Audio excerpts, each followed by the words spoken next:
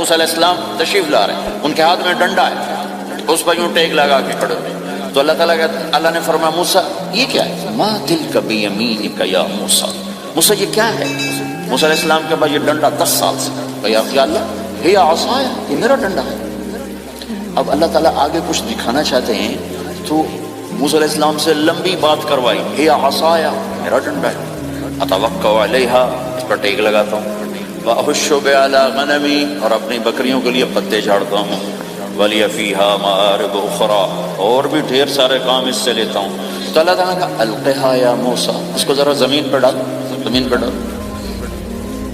موسیٰ علیہ السلام نے زمین پہ ڈالا، فَإِذَا هِيَ حَيَّةٌ تَسْعَىٰ، وہ یوں اٹھا اور ایک خوفناک سانپ بنا، لمبائی میں بڑے سانپ کی طرح جو افریقہ میں ہوتا ہے، جو پورا بکرا کھا جاتا ہے، پورا ہرن کھا جاتا ہے، اور تیز رفتاری میں جان کی طرح ایک چھوٹا سا سانپ ہوتا ہے، بہت تیز چلتا ہے، اور زہر میں حیہ کی طرح.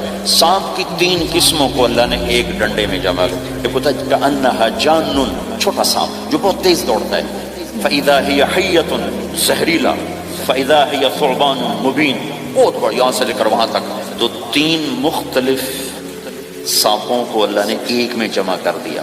وہ تیز رفتاری میں جان کی طرح تھا، زہر میں حیہ کی طرح تھا، لمبائی چوڑائی میں ثعبان کی طرح تھا. جب موسیٰ علیہ السلام نے دیکھا وَلَّا مُدْبِرًا وَلَمْ يُعَقِّبْ، موسیٰ علیہ السلام جو بھاگے تو پیچھے مڑ کے ہی نہیں دیکھا. تو اللہ تعالیٰ نے کہا خود موسیٰ پکڑو. کہا اللہ میں نہیں پکڑتا. بھاگے جا رہے ہیں، یہ بات بھاگے بھاگے ہو رہی، کھڑے ہو کے نہیں ہو رہے، بھاگ رہے ہیں. اوپر سے آواز آ رہی پکڑو گا بھاؤ، میں نہیں پکڑتا. اب اللہ تعالیٰ ہمیں قصہ موسیٰ علیہ السلام کا قصہ قرآن کے 28 پاروں میں موجود ہے. اتنا اس کو اللہ نے دہرایا، اتنا دہرایا. سب سے زیادہ موسیٰ علیہ السلام کا نام قرآن میں آیا ہے نبیوں میں سے. 136 دفعہ موسیٰ علیہ السلام کا اللہ تعالیٰ نے قرآن میں ذکر فرمایا، نام کے ساتھ، نام کے ساتھ. پھر کہا خذھا ولا تخف، موسیٰ پکڑو، ڈرو نہیں. سنعیدھا سیرتھا الاولی، واپس ڈنڈا بناؤں گا. کہ یا اللہ میں نہیں پکڑتا، مجھے کھائے گا، مجھے کھائے گا. وہ بھاگے جا رہا ہے. آخر اللہ تعالیٰ نے کہا خذ انک من الآمنین، موسیٰ میں گارنٹر ہوں، کچھ نہیں کہے گا، گارنٹی دیتا ہوں. اللہ کی گارنٹی پر کھڑے ہوئے وہ ایسا منہ کھول کے آ رہا ہے. تو اب چلو اللہ تعالیٰ کہتے ہیں پیچھے سے پکڑ لو، دم سے پکڑ لو تو کوئی مسئلہ نہیں تھا. کہ نہیں، منہ سے پکڑو. اب موسیٰ علیہ السلام نے ایسے اوپر ایک چھوٹا سا کپڑا تھا، یوں اوپر کر لیا. تو اللہ تعالیٰ نے کہا یہ کیا کر رہے ہیں؟ کہا جی مجھے اس سے ڈر لگ رہا ہے. کہ تیرا ڈر ہی تو نکالنا ہے، کہ یہ کچھ نہیں، سب کچھ تیرے اللہ کا ارادہ ہے. تو کچھ نہیں، ورنہ یہ کپڑا تمہیں بچا لے گا، تمہیں ویسے ہی سارا نکل جائے گا. اب وہ آگے آ رہا ہے، موسیٰ علیہ السلام کانپ رہے ہیں اور دیکھ رہے ہیں، کانپ رہے ہیں اور دیکھ رہے ہیں. وہ بڑے اب اللہ نے کہا تھا تو ڈرتے ڈرتے ہاتھوں سے یوں، کانپتے کانپتے ہاتھوں سے یوں آگے ہاتھ کیا، اور جو ہی ہاتھ کی انگلیوں نے سانپ کے منہ کو ٹچ کیا تو اللہ نے دوبارہ ڈنڈا بنا کے ہاتھ میں پکڑا. اور ساری دنیا کو یہ پیغام دیا کہ دیکھو میرے بندو، اللہ سب کچھ ہے، لہذا اللہ کی مان کے چلنا. سامنے شیطان آئے گا، سامنے شیطان آئے گا، تمہیں الٹی راہیں دکھائے گا، تو تم اپنے اللہ کو یاد کرنا جس کے ہاتھ میں سارے خزانے ہیں اور طاقت ہے. 1 سیکنڈ میں اسے سانپ بنایا، اگلے سیکنڈ میں اسے ڈنڈا بنایا، اور پھر موسیٰ علیہ السلام کے ہاتھ میں پکڑایا. نیا نہیں، وہی جو ان کے پاس تھا وہی ان کو واپس کر کے پوری دنیا کے انسانوں کو اور اس امت کو خاص طور پر اللہ تعالیٰ نے یہ سوچ دی کہ اس کائنات میں ایک طاقت ہے، اللہ، جو سب کچھ کر سکتا ہے، اور اس کے چاہے کو کوئی روک نہیں سکتا اور اس کے روکے کو کوئی کروا نہیں سکتا، وہ اللہ ہے. یمسک السماوات والارض ان تزولا، زمین آسمان کو اللہ نے روکا ہوا ہے، اللہ نے روکا ہوا ہے. اگر اللہ یوں چھوڑ دے تو ساری کائنات آپس میں ٹکرا جائے، آپس میں ٹکرا جائے ساری کائنات. یہ الشمس تجری لمستقر لها ذلك تقدیر العزیز العلیم. سورج 6 لاکھ مائل فی گھنٹہ کی رفتار سے دوڑ رہا ہے اور زمین سے 12 لاکھ گنا بڑا ہے، اور اس میں ٹیمپریچر 2.5 کروڑ سینٹی گریڈ تک اس کا ٹیمپریچر چلتا ہے. اور یہ کوئی ٹھوس چیز نہیں، گیسز ہیں، اور ہر سیکنڈ میں اس میں ہیلیم گیس پھٹتی ہے اور وہ ہائیڈروجن میں تبدیل ہوتی ہے. 1 سیکنڈ میں جب وہ دھماکہ ہوتا ہے تو 50 کروڑ ایٹم بم کے پھٹنے کے برابر انرجی پیدا ہوتی ہے. تو اس کے اندر اتنے دھماکے ہو رہے ہیں. پھر وہ ایک گیسز ہیں اور پھر اس کے سامنے سڑک کوئی نہیں، اس کا لیور کوئی نہیں، اس کا ڈرائیور کوئی نہیں ہے، اور اس کی رفتار 6 لاکھ مائل فی گھنٹہ ہے۔ اللہ کہتا ہے میں سیدھا چلا رہا، کوئی اس کو چلا سکتا؟ اتنی تیز رفتار۔ والقمر قدرناہ منازل، چاند کو اس کے ساتھ چلایا، اس کو گھٹایا بڑھایا، حتی عاد کالعرجون القدیم، ایک ٹیڑھی لکڑی کی طرح ہوا۔ للشمس ينبغي لها ان تدرك القمر، سورج چاند میں ٹکر نہیں، ولا اللیل سابق النہار، دن اور رات میں ٹکر نہیں ہے، اس لیے کہ یہ تیرے رب کا بنایا ہوا نظام ہے۔ وما کان ربک نسیا، اور تیرا رب بھول چوک سے پاک ہے، وہ جو کرتا ہے حق کرتا ہے، جو کرتا ہے سچ کرتا ہے، جس کو روکتا ہے تو حق ہے، جس کو دیتا ہے تو حق ہے، وہ مارتا ہے تو حق ہے، اور زندگی دیتا ہے تو حق ہے، عروج لاتا ہے تو حق ہے، زوال لاتا ہے تو حق ہے۔ تو اللہ قرآن میں یہ ایک ذہن بناتا ہے کہ تم بیکار نہیں پیدا ہوئے، تمہارے پیچھے ایک طاقتور اللہ ہے جس نے ساری کائنات کو قابو کیا ہوا ہے، اس کے اوپر اس کا نظام چلتا ہے، حکومت چلتی ہے، سورج چاند ستارے ہوا، یہ میرا ہاتھ کی یہ حرکت بھی میرے رب کی قسم میرے اللہ سے پوچھ کے ہے، میرا اللہ روک دے تو یہ ہاتھ یہیں ہو گئے، ہل نہیں سکے گا۔ کتنے لوگ جو ہاتھ اٹھانا چاہتے ہیں نہیں اٹھا سکتے، آنکھ کھولنا چاہتے ہیں نہیں کھول سکتے، بولنا چاہتے ہیں نہیں بول سکتے، چلنا چاہتے ہیں نہیں چل سکتے۔ جس نے چلایا اسی نے بٹھایا، جس نے بڑھایا اسی نے ہٹایا، جس نے زندگی دی اسی نے موت دی، جس نے موت دی ہے وہی موت کے بعد زندہ کرنے والا ہے۔ یہ اس ساری کائنات پر اللہ تعالیٰ اپنے طاقت کے ساتھ حکمران ہے، اور اللہ تعالیٰ یہ ذہن بناتا ہے کہ اس ساری کائنات میں وہ ہوتا ہے جو اللہ چاہتا ہے، وہ نہیں ہوتا جو تم چاہتے ہو، وہ ہوتا ہے جو اللہ چاہتا ہے۔ یہ قرآن کے واقعات ہیں۔ حضرت مریم عیسیٰ علیہ السلام کی والدہ کسی غیر مرد کو دیکھا نہیں، اتنا پردے میں ہے، ایک دم ایک نوجوان خوبصورت کمرے میں داخل ہوتا، فتمثل لها بشرا سویا، خوبصورت۔ تو مریم انی اعوذ بالرحمن منک ان کنت تقیا، اللہ کی پناہ چاہتی ہوں، کون ہو؟ ڈرو نہیں، انما انا رسول ربک، میں مرد نہیں فرشتہ انسان، تیری کوئی حاجت نہیں، میرے پاس کیا کرنا ہے؟ اہب لک غلاما زکیا، اللہ کا ارادہ ہو چکا ہے تمہیں بیٹا دیا جائے۔ کانا یکون لی غلام، مجھے کیسے بیٹا ہو سکتا ہے؟ لم یمسسنی بشر، میری شادی کوئی نہیں، ولم اکو بغیا، اور میں غلط عورت نہیں ہے کہ میں گناہ کروں اور اس سے حمل ہوش۔ بیٹا ہونے کے 2 راستے ہیں، ایک حلال ہے ایک حرام ہے۔ حلال نکاح ہے، حرام زنا ہے، تو زنا میں کر نہیں سکتی، شادی میری ہوئی نہیں، تو مجھے کیسے بیٹا ہوگا؟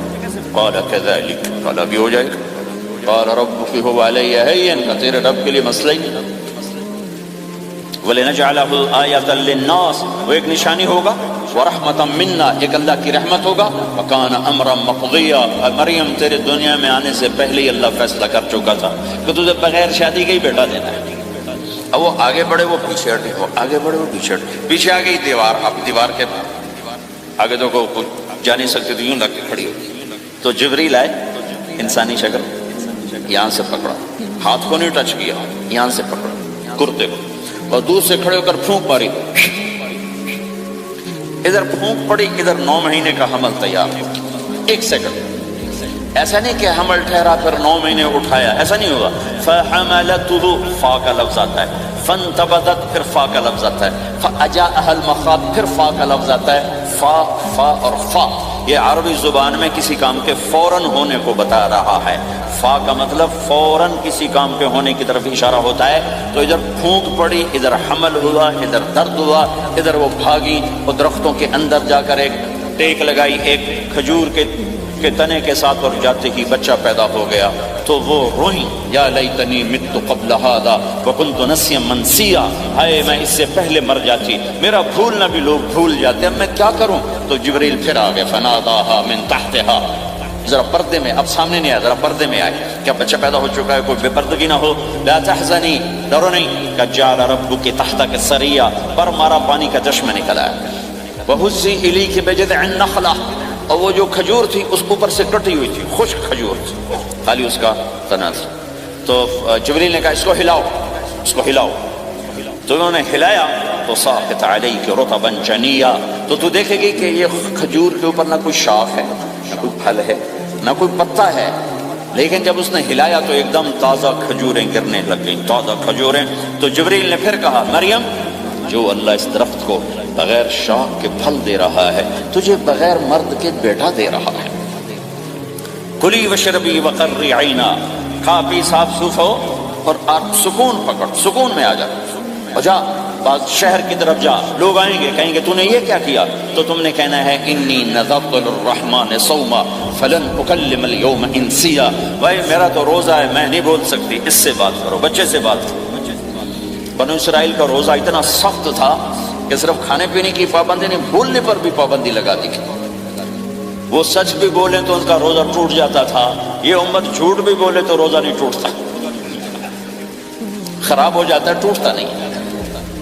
تو فأتت به قومها تحمله، بچہ ہاتھ میں اور آئیں بعض شہر میں، قالوا یا مریم لک جیت شیئا فریا، شور مچ گیا، مریم یہ کہتی ہے یا اخت ہارون، ارے ہارون کی بہن، ما کان ابوک امرأ سوء، تیرا باپ ایسا نہیں تھا، وما کانت امک بغیہ، تیری ماں ایسی نہیں تھی، تو نے یہ کیا کیا، تو نے یوں کیا۔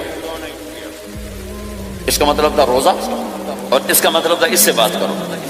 فاشارت الیہ قالوا کیف نکلم من کان فی المہد صبیا، کہنے لگے مریم تو اتنی بے وقوف ہے کہ تجھے اپنے گناہ چھپانے کا طریقہ بھی نہیں آئے، تو کہتی میرا نکاح ہو گیا ہے، تو کہتی زکریا علیہ السلام نے چپکے سے میری شادی کر دی ہے، تو اپنا گناہ چھپانے کے لیے کہتی بچے سے بات کرو۔ کبھی بچہ بھی بولا، اب شور مچا ہوا ہے کہ ایک دم یہ آدھے پونے گھنٹے کا بچہ، اس کی آواز بلند ہوئی اور اس لاؤڈ سپیکر سے اوپر چلی گئی، پورے شہر گونج اٹھا، قال انی عبد اللہ، لوگو سنو میں اللہ کا بندہ ہوں، آتانی الکتاب، مجھے اللہ نے کتاب دی، وجعلنی نبیا، مجھے اللہ نے نبی بنایا، وجعلنی مبارکا، مجھے اللہ نے برکت والا بنایا، اینما کنت، میں جہاں بھی ہوں گا، واوصانی بالصلاۃ والزکاۃ ما دمت حیا، اور میرے رب نے مجھے کہا نماز پڑھنی ہے، زکات دینی ہے، وبرم بوالدتی، اور میرے رب نے مجھے کہا ہے کہ میں اپنی ماں کی خدمت کروں، فرما بردار بنوں، ولم یجعلنی جبارا شقیا،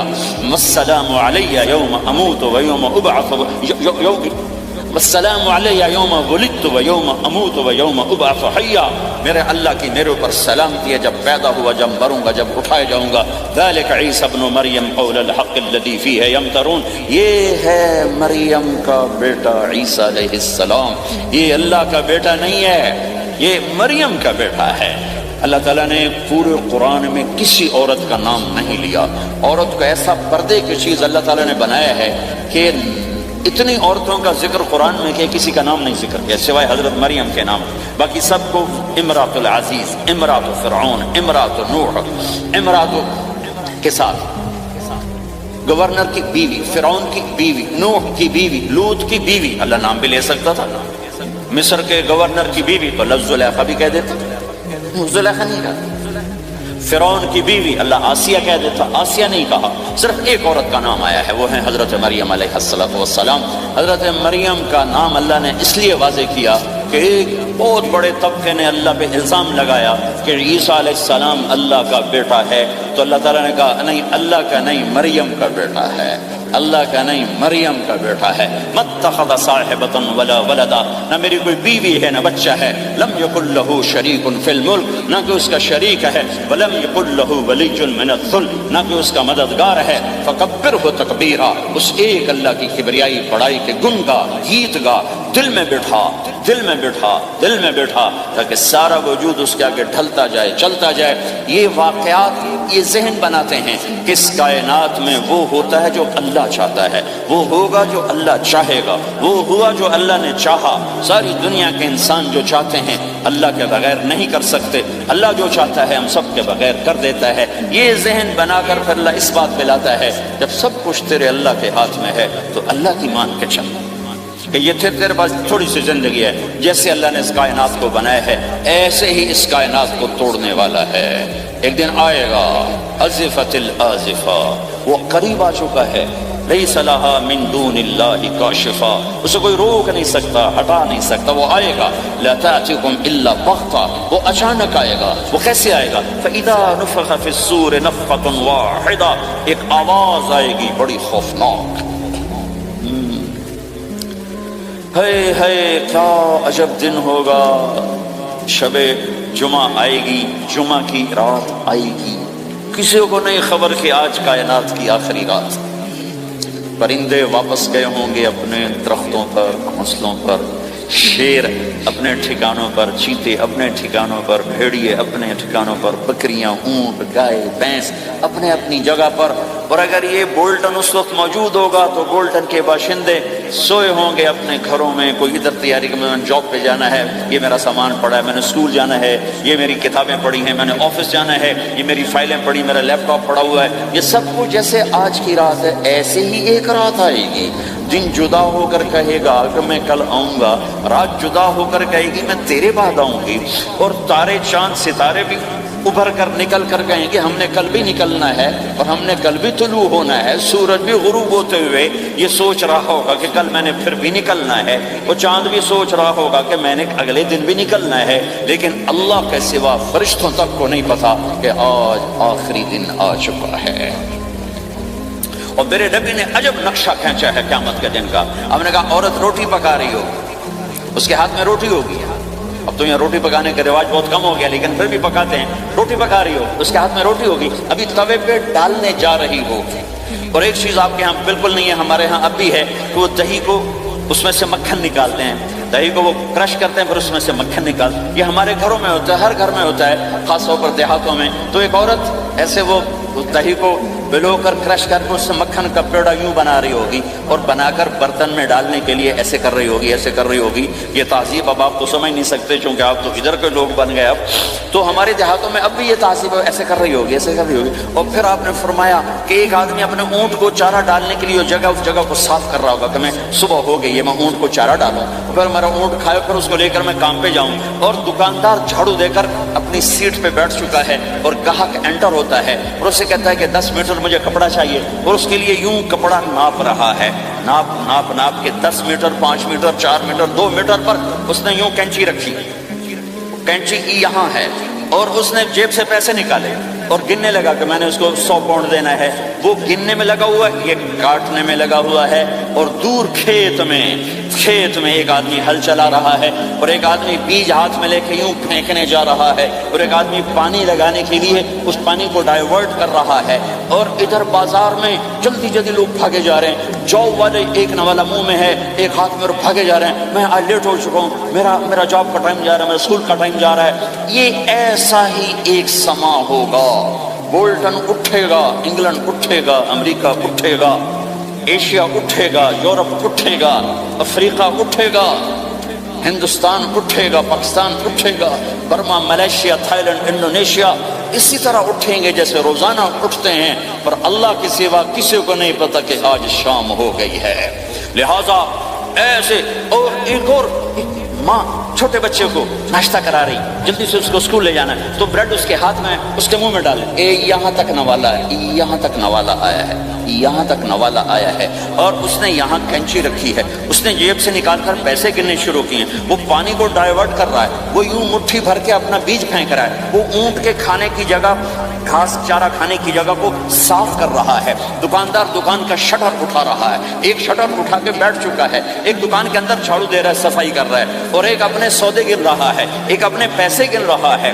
بادشاہ سلامت تاج پہن کر اپنے تخت کو چلنے کے لیے روانہ ہو رہے ہیں، اور آگے پیچھے ان کے باڈی گارڈز کھڑے ہوئے ہیں، اور وہ پورا اسکواڈ کھڑا ہوا ہے، اور ادھر بازار میں، کھیت میں، ہر چیز میں ایک رونق ہے، چہل پہلے، چڑیاں چوں چوں کر رہی ہیں، کوے کائیں کائیں کر رہے ہیں، فاختہ اڑ کے آ رہی، کبوتر اڑ کے آ رہے ہیں، چیل اڑ کے آ رہی، شیر نکلتا ہے شکار کے لیے، چڑیاں نکلتی ہیں کھانے کے لیے، سانپ نکلتا ہے چوہے کے لیے، چوہا نکلتا ہے اپنے غذا کے لیے، بلیاں نکلتی ہیں چھیچڑے کے لیے، کتے نکلتے ہیں ہڈیوں کے لیے، انسان نکلتا ہے روٹیوں کے لیے، کہ ایک دم فَإِذَا جَاءَتِ الطَّامَّةُ الْكُبْرَىٰ، ایک دھماکہ ہوگا، ہائے، اور وہ کینچی والے کی کینچی یوں گر جائے گی، کپڑا یوں گر جائے گا، نوٹ والے کے ہاتھ سے نوٹ یوں بکھر جائیں گے، بٹوا یوں بکھر جائے گا، بیج والے کا ہاتھ یوں گرے گا، بیج وہیں گر جائے گا، نوالا بنانے والی کے ہاتھ میں نوالا بیٹے کے منہ تک نہیں جائے گا، یوں گر جائے گا، اور روٹی پکانے والے کے ہاتھ سے روٹی توے پر نہیں جائے گی، یوں گرے گی، توا وہ جائے گا، وہ پوچھ جائے گی، معصوم بچے کو گود میں لے کر دودھ پلانے والی بچے کو یوں پھینکے گی اور بھاگے گی، لیکن آج نہ بچے نے بچنا ہے نہ ماں نے بچنا ہے. بوڑھے ماں باپ کو چھوڑ کے لوگ بھاگیں گے، بیویوں کو چھوڑ کے خامند بھاگیں گے، خامند کو چھوڑ کے بیوی بھاگے گی، دشمن کو دشمن یاد نہ رہے گا، یار کو یار یاد نہ رہے گا، اور ہندوستانی کو ہندوستان یاد نہ رہے گا، پاکستانی کو پاکستان یاد نہ رہے گا. تو آواز ایک دم تیز ہوگی، تیز ہوگی، تیز ہوگی، تیز ہوگی. آواز کی شدت کانوں کے پردے پھاڑتی جا رہی. پر انسان بڑا سخت جان ہے، یہ نہیں مرے گا، پہلے جانور مریں گے، پہلے آسمان ٹوٹے گا. اذا السماء انشقت واذنت لربها وحقت واذا الارض مدت والقت ما فيها وتخلت واذنت لربها وحقت. وہ آسمان پھٹا. اذا الشمس كورت، وہ سورج ختم ہوا. واذا النجوم انكدرت، وہ ستارے جھڑ گئے، ٹوٹ گئے. واذا الجبال سيرت، پہاڑ ریت بن گئے. واذا العشار عطلت، جانور منہ اٹھا کے بھاگ پڑے. اذا السماء انفطرت، آسمان پھٹا. واذا الكواكب انتثرت، ستارے ٹوٹے. واذا البحار فجرت، سمندروں میں آگ لگ گئی. واذا القبور بعثرت، قبریں اکھڑ گئیں. انسان ادھر بھاگا ادھر بھاگا، ہر چیز کو تباہ ہوتے دیکھ رہا ہے. پہاڑ ریت بن رہے ہیں، جنگلوں میں آگ لگ رہی ہے، سمندروں میں آگ لگ رہی ہے. آنکھوں کے سامنے سورج کو بکھرتا دیکھیں گے، اندھا ہوتا جہاں، چاند ٹکڑے ٹکڑے، تارے ٹکڑے ٹکڑے، آسمان ٹکڑے ٹکڑے، اور ان کی ایسی سخت جانی، یہ سب دیکھیں گے. ان سارے مناظر کے بعد پھر میرے اللہ کی ایک خوفناک اسرافیل کی آواز آئے گی. سب آج کوئی رونے والا نہیں ہے، آج کوئی کفن دینے والا نہیں ہے، آج کوئی قبر میں ڈالنے والا نہیں ہے، آج کوئی کندھا دینے والا نہیں ہے. آج سب کی اکٹھی موت ہے، آج سب ختم ہیں. پھر میرا رب پہلے آسمان کے فرشتوں کو موت دے گا، پھر دوسروں کو، پھر تیسرا آسمان، پھر چوتھا آسمان، پھر پانچواں آسمان، پھر چھٹا آسمان، پھر ساتواں آسمان. پھر اللہ تعالیٰ عرش کے فرشتوں کو موت دے گا. پھر اللہ تعالیٰ فرمائے گا جبریل میکائیل مر جائیں. تو اللہ تعالیٰ کا عرش سفارش کرے گا، یا اللہ جبریل میکائیل تو نہ مرے، ان کو تو بچا لے. تو اللہ تعالیٰ فرمائیں گے اسکت فقط کتبت الموت علی من کان تحت عرشی، خاموش رہو، میرے عرش کے نیچے سب نے مرنا ہے. جبریل مر جائے گا، میکائیل مر جائے گا. پھر اللہ پوچھے گا کون باقی ہے؟ تو وہ کہے گا یا اللہ اسرافیل جو پھونک رہا ہے وہ باقی ہے اور میں باقی ہوں. اللہ کہیں گے اسرافیل مر جائے. تو اسرافیل وہ جو ہاتھ میں لے کے پھونک مار رہے ہوں گے، سور وہ ان کے ہاتھوں سے گرے گا اور اسرافیل میں گرے گا، اور وہ سور یوں اڑتا ہوا اللہ کے عرش کے ساتھ جا کر ٹک جائے گا. پھر اللہ فرمائے گا کون باقی ہے؟ اب اسرائیل کی ٹانگیں کانپیں گی. سب کو موت کا ذائقہ چکھانے والا آج خود چکھنے لگا ہے. کون باقی؟ دھڑ دھڑ دھڑ دھڑ دھڑ دھڑ ٹانگیں. یا اللہ بس اب تو تیرا یہ غلام باقی ہے، باقی تو سب اتر گئے موت کے گھاٹ. تو میرا اللہ تعالیٰ کہے گا مت فإنک خلق من خلق، تو بھی مر جا، تو بھی میری ایک مخلوق ہے. اور میرے بھائیو، اس مٹ جانے والی دنیا کے پیچھے اللہ کو ناراض نہ کرو. اس کی عزت بھی دھوکہ ہے، اس کی شہرت بھی دھوکہ ہے، اس کی دولت بھی دھوکہ ہے، اس کی حکومت بھی دھوکہ ہے، اس کا عروج بھی دھوکہ ہے، اس کا زوال بھی دھوکہ ہے، اس کی عزت بھی دھوکہ ہے، اس کی ذلت بھی دھوکہ ہے، اس کا مال بھی دھوکہ ہے، اور اس کا فقر غربت بھی دھوکہ ہے، اس کی ذی زندگی بھی دھوکہ ہے. سب نظروں کا فریب ہے. حضرت علی کا فرمان ہے الناس النیام اذا ما تنتبہ، لوگ سوئے ہوئے ہیں، جب موت آئے گی تو آنکھ کھل جائے گی. گھاٹے کا سودا کر کے نہ مرو، گھاٹے کا سودا کر کے نہ مرو، اللہ کو ناراض کر کے نہ مرو. سب چھوڑ کے جانے والی ہیں، سب چھوٹنے والا ہے. لہذا اللہ کو ساتھ لے لو، اللہ کو ساتھ لے لو، اللہ کو ساتھ لے لو. سب کو مارنے کے بعد میرا اللہ کہے گا من کان لی شریکا فلیات، کوئی ہے میرے سامنے تو آؤ. من کان لی شریکا فلیات، کوئی ہے میرے مقابلے میں تو آؤ. من کان لی شریکا فلیات، کوئی ہے میری ٹکر کا تو آؤ. 3 دفعہ. پھر اللہ زمین آسمان کو ایک جھٹکا دے گا، کہے گا انا الملک، میں بادشاہ. پھر دوسرا جھٹکا دے گا، کہے گا انا القدوس السلام المومن، میں ہوں قدوس السلام مومن. پھر تیسرا جھٹکا دے گا، پھر کہے گا انا المہیمن العزیز الجبار المتکبر، میں ہوں متکبر، جبار، عزیز، مہیمن. پھر اللہ تعالیٰ کہے گا این الملوک، بادشاہ کہاں؟ این الملوک، بادشاہ کہاں؟ این المتکبرون، وہ تکبر کرنے والے کہاں ہیں؟ این الجبارون، ظالم کہاں ہیں؟ این المتکبرون، تکبر والے کہاں ہیں؟ کوئی ہو تو جواب دے۔ پھر اللہ تعالیٰ کہے گا لمن الملک اليوم، آج کون ہے بادشاہ، آج کس کی ہے بادشاہی؟ کوئی جواب دینے والا ہے ہی نہیں، تو اللہ خود کہے گا للہ الواحد القہار، آج اکیلے اللہ کی بادشاہ، آج بھی اسی کی ہے، آج بھی اسی کی ہے، پیچھے بھی اس کی تھی، آگے بھی اس کی ہے۔ للہ الامر من قبل ومن بعد، للہ الامر من قبل ومن بعد، ان الحکم الا للہ، الخلق والامر واللیل والنہار وما سکن فیہما للہ وحدہ، ان العزة للہ جميعا، قل ان الامر كله للہ، للہ ما فی السماوات وما فی الارض، وان تبدوا ما فی انفسکم او تخفوه يحاسبکم به اللہ، لہ ما فی السماوات وما فی الارض وما بینہما وما تحت الثرى، وان تجہر بالقول فانہ یعلم السر واخفى۔ وہ کون ہے؟ اللہ۔ وہ کیسا ہے؟ لا الہ الا ہو۔ صفات کیسی ہیں؟ لہ الاسماء الحسنى۔ یہ میرے رب کا پیغام ہے پوری دنیا کے انسانوں کے لیے کہ یہ دنیا امتحان کی جگہ ہے، نہ اپنی مرضی سے آئے ہو، نہ اپنی مرضی سے مرتے ہو، نہ اپنی مرضی سے جیتے ہو، نہ اپنی مرضی سے جاتے ہو۔ لہٰذا اس 4 دن کی زندگی میں تمہیں ٹیسٹ میں ڈالا گیا ہے۔ اللہ کو راضی کرتے ہو، شیطان کو راضی کرتے ہو، اللہ کو مناتے ہو، شیطان کے پیچھے چلتے ہو، اللہ کو مناتے ہو، اپنی طبیعت اور غلام، اپنی طبیعت کے غلام بنتے ہو۔ یہ میرا اور آپ کا امتحان ہے۔ لا الہ الا اللہ میں ایگریمنٹ ہے، یا اللہ تیری مان کے چلیں گے۔ لا الہ الا اللہ ایگریمنٹ ہے، یا اللہ تیری مان کے چلیں گے۔ کیسے تیری مان کے چلیں گے؟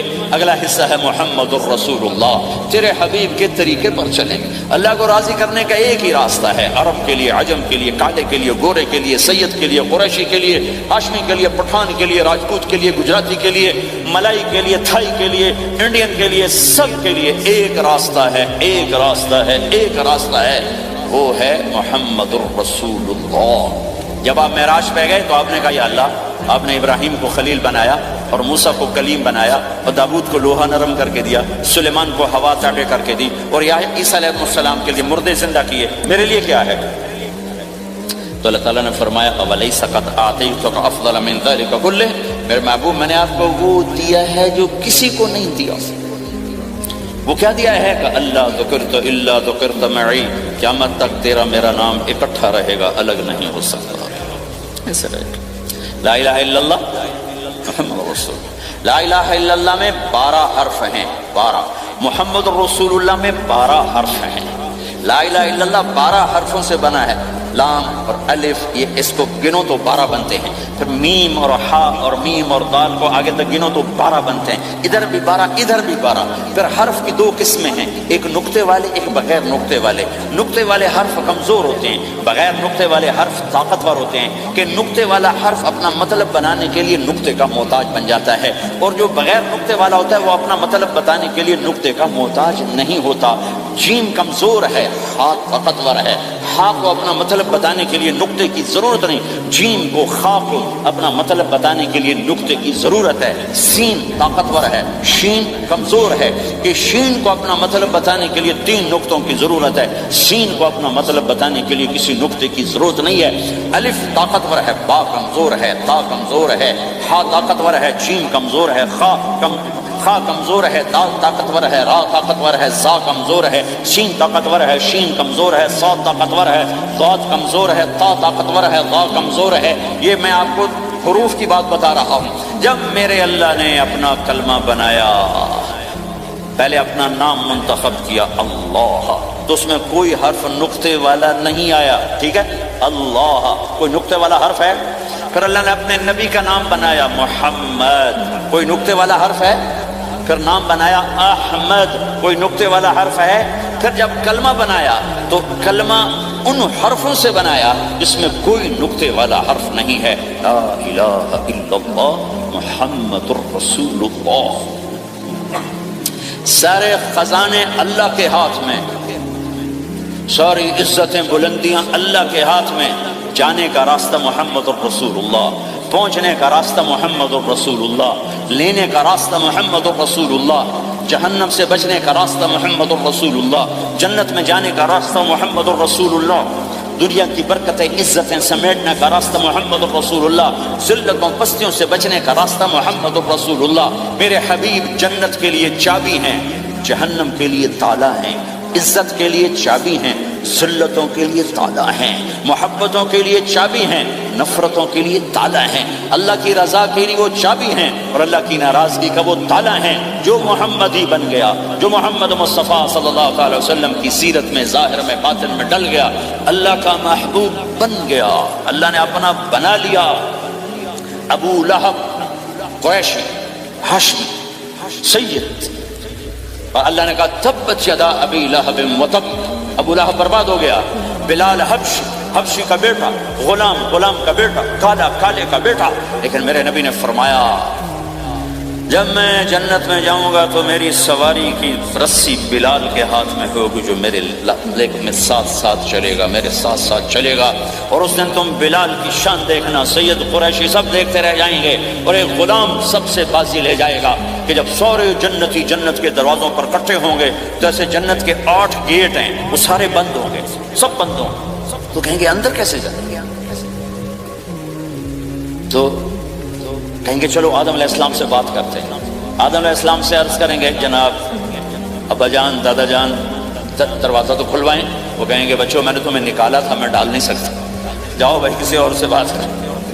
اب آئیں گے نوح علیہ السلام، بابا میں نہیں کر سکتا، ابراہیم علیہ السلام، بابا میں نہیں کر سکتا، اسماعیل، اسحاق، یعقوب، یوسف، موسیٰ، یوشع، دانیال، الیاس، داؤد، یحییٰ، زکریا، سلیمان، بھائی ہمارے بس کا نہیں، بھائی ہمارے بس کا نہیں، بھائی ہمارے بس کا نہیں۔ سب سے آخر میں آئیں گے عیسیٰ علیہ السلام کے پاس۔ اگر اللہ چاہتا تو سیدھا ہمارے نبی کے پاس پہنچا دیتا، لیکن اللہ اپنے نبی کی شان دکھانا چاہتا ہے کہ میرا نبی کتنی شان والا ہے، کتنی عزت والا ہے، جس کی سنت کو تم پھینک دیتے ہو، سنت کی کوئی بات نہیں۔ 1 پاؤنڈ پھینکتے ہو کہ 1 پاؤنڈ گر گیا، کوئی بات نہیں، کہ 1 پاؤنڈ کو بھی ڈھونڈتے پھرتے ہو، سنت کوئی بات نہیں، پاؤنڈ نہیں۔ ہمارا پاکستانی 172 سے ضرب لائے گا، ہندوستانی 100 سے ضرب لگائے گا، پتہ نہیں کیا کیا کرے گا، ہے تو اللہ تعالیٰ سب کو بھلا دے گا۔ آدم سے کہانی شروع ہوگی، چلتے چلتے چلتے عیسیٰ علیہ السلام، عیسیٰ علیہ السلام ایک بات کا اضافہ کریں گے، کہا میں نہیں کھلوا سکتا، لیکن آج میں تمہیں پتہ بتا سکتا ہوں کون کھلوائے گا، یہ کوئی نبی نہیں کہے گا۔ تو کہیں گے جی بتاؤ، کہیں گے جاؤ محمد رسول اللہ صلی اللہ علیہ وسلم کی خدمت میں، ان کے سوا آج کوئی نہیں کھلوا سکتا۔ سارا مجمع آئے گا، یا رسول اللہ، یا حبیب اللہ، یا نبی اللہ، تھک گئے ہم، جنت کے دروازے بند ہیں، دروازہ کھلوائیں، تو آپ کہیں گے انا لہو، ہاں میں ہی کھلواؤں، میں ہی کھلواؤں۔ پھر آپ نے فرمایا میں سب کے سامنے سجدہ کروں گا اللہ تعالیٰ، کہ اللہ تعالیٰ اپنی تعریف کا مجھے الہام کرے، میں اللہ کی تعریف کروں، جو ابھی مجھے بھی نہیں پتا کیا تعریف کروں گا، اس وقت اللہ تعالیٰ مجھے عطا کرے گا۔ پھر میرا اللہ کہے گا یا حبیبی یا محمد ارفع رأسک سل تعطا اشفع تشفع، اے میرے حبیب، اے میرے محبوب، سر اٹھا، سوال کر، پورا ہوگا، سفارش کر، مانی جائے گی۔ تو ہمارے نبی کہیں گے اللہ جنت کا دروازہ کھول، تو اللہ تعالیٰ فرمائیں گے اوپننگ سیریمنی تو اس سے ہوگی، تو اوپننگ کرے گا، پھر کھلے گا، ایسے نہیں کھل سکتا۔ تو کہ میں تیار ہوں۔ تو جنت سے ایک سواری آئے گی اڑتے ہوئے، اور ہیلی کاپٹر کی طرح لینڈ کرے گی اللہ کے نبی کے سامنے، تو آپ اس کے اوپر ایسے بیٹھ جائیں گے، تو اس کی جو رسی ہوتی ہے جس سے اس کو چلایا جاتا ہے، وہ رسی ایسے نیچے گر جائے گی۔ رسی کے نیچے گرنے کا مطلب ہے کہ اس سواری کو اللہ کے نبی نے خود نہیں چلانا، کوئی اور آئے گا جو رسی پکڑ کے چلے گا۔ اب اللہ کے نبی کی سواری کی رسی پکڑ کے چلنا یہ کوئی چھوٹا آنر تو ہے نہیں، لہٰذا سب یوں دیکھیں گے بھائی، چونکہ وہ خالی اس سے سب کو پتا چل جائے گا کہ کوئی آئے گا، ورنہ اللہ کے نبی کے ہاتھ میں رہتی ایسے گئی، تو لہٰذا سب ایسے دیکھیں کون آئے گا بھائی، کون آئے گا بھائی، شاید ابو بکر آئیں، یہ تو اب طرف سے کہہ رہا ہوں، شاید عمر آئیں، عثمان آئیں، علی آئیں، نہیں بیٹے آئیں گے، حسن حسین آئیں گے، کتنے سوال اٹھ سکتے، جعفر آئیں گے، حمزہ آئیں گے، عباس آئیں گے، سب اس حیرانی میں ہوں گے، سب کی نظریں ایسے ایسے ہوں گی کہ میرے اللہ کا فرمان ہوگا بلال حبشی کو لایا جائے، یہ رسی اس کو پکڑائی جائے۔ بلال رضی اللہ تعالیٰ عنہ اللہ کے نبی کی سواری کی رسی پکڑ کر چلیں گے، اور آپ نے فرمایا میں سب سے پہلے جنت کے دروازے پر دستک دوں گا، فَأُقَاطِعَهَا فَيُفْتَحُ لِي، میرے لیے دروازے پر دستک دوں گا تو اندر سے آواز آئے گی، کون؟ میں کہوں گا محمد رسول اللہ۔ وہ کہیں گے یا رسول اللہ حکم تھا آپ کے بغیر دروازہ نہ کھلے، میں کھولوں، میرے لیے کھلے گا، میں اندر جاؤں گا۔ تو آپ نے فرمایا میرے ساتھ میری امت کے غریب لوگ پہلے میرے ساتھ جنت میں داخل ہو جائیں، میری امت کے غریب لوگ پہلے پہلے میرے ساتھ جنت میں داخل ہوں۔ پھر آپ نے ایک عجیب بات فرمائی کہ میں دیکھوں گا کچھ عورتیں مجھ سے آگے نکل جائیں گی، کچھ عورتیں مجھ سے آگے نکل جائیں گی، تو میں ان کو حیران ہو کر پوچھوں گا تم کون ہو جو اپنے نبی سے آگے جا رہی ہے؟ وہ کہیں گے یا رسول اللہ ہم وہ ہیں جو جوانی میں بیوہ ہو گئے اور اپنے بچوں کی خاطر دوسری شادی نہ کی، ان کی تربیت کے لیے دوسری شادی نہ کی اور اپنے جذبات کو سینے میں دبا کے سو گئیں، ہم وہ ہیں۔ تو اللہ کے نبی نے فرمایا وہ مجھ سے بھی آگے گزر کے جائیں گی۔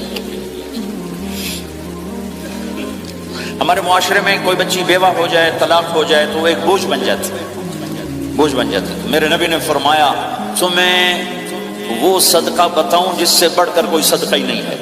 کیا آپ نے فرمایا کہ میں تمہیں وہ صدقہ بتاؤں جس سے بڑھ کے کوئی صدقہ نہیں ہے؟ تو انہوں نے کہا جی وہ کیا؟ قال الابنۃ المردودہ، جس کی بیٹی کو طلاق ہو گئی یا جوانی میں بیوہ ہو گئی اور لوٹ کے ماں باپ کے پاس آ گئی، اس پہ خرچ کرنا سب سے بڑا صدقہ ہے۔ چونکہ ماں باپ بھی تنگ پڑ جاتے ہیں اور بھائی تو پہلے ہی کہتے ہیں کہاں مصیبت سر پہ آ پڑی ہے، تو میرے نبی نے اس کو کور کرنے کے لیے، کیونکہ زندگی تو حادثات کا نام ہے، ہوتے رہتے ہیں، تو میرے نبی نے فرمایا سب سے اعلیٰ درجے کا صدقہ ہے اس بچی پہ خرچ کرنا جو طلاق ہو کے گھر واپس آ جائے یا بیوہ ہو کے گھر واپس آ جائے، اس پہ خرچ کرنا سب سے اعلیٰ درجے کا خرچ ہے۔ تو ان کی یہ قربانی کہ وہ اللہ کے نبی نے فرمایا مجھ سے بھی آگے آگے جا رہے ہیں۔ آپ نے فرمایا جنت کی چابی میرے ہاتھ میں ہے، اللہ کا جھنڈا میرے ہاتھ میں ہے، کوئی نبی جنت میں جا نہیں سکتا جب تک میرا قدم نہ پڑ جائے، اور کوئی امت جنت میں جا نہیں سکتی جب تک میری امت نہ چلی جائے۔ تو بھائیو اللہ کے خزانوں تک پہنچنے کا راستہ ہے محمد الرسول اللہ، اور چونکہ قیامت تک آپ نے نمونہ بننا تھا تو اللہ نے اپنے نبی کی زندگی کی ہر شے محفوظ کر دی، کوئی چیز چھپی نہیں ہے۔ آپ کے جسم مبارک سے نکلا ہوا ہر عمل 1435واں سال شروع ہو چکا ہے، محفوظ ہے، مکتوب ہے، موجود ہے۔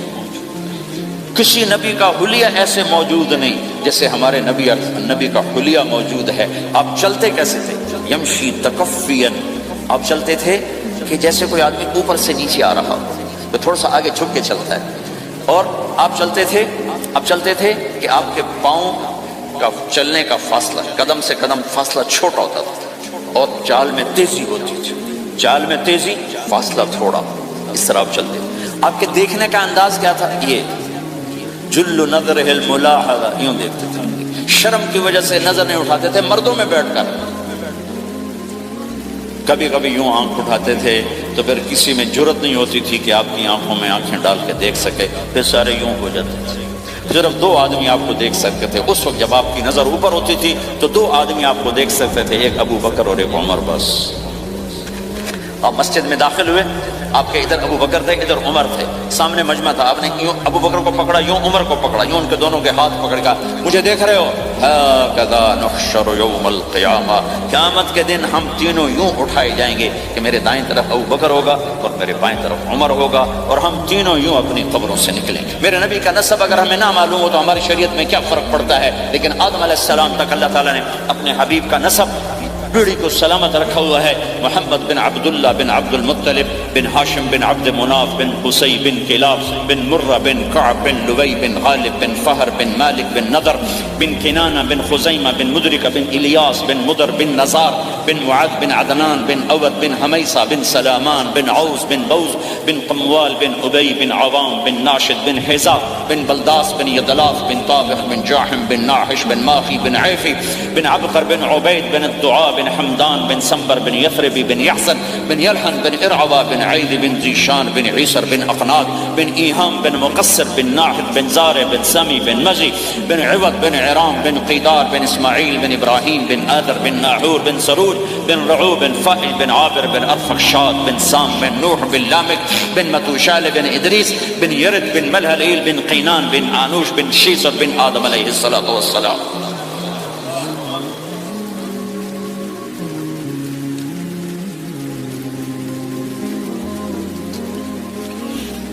اللہ کا اعلان ہے جہاں رہو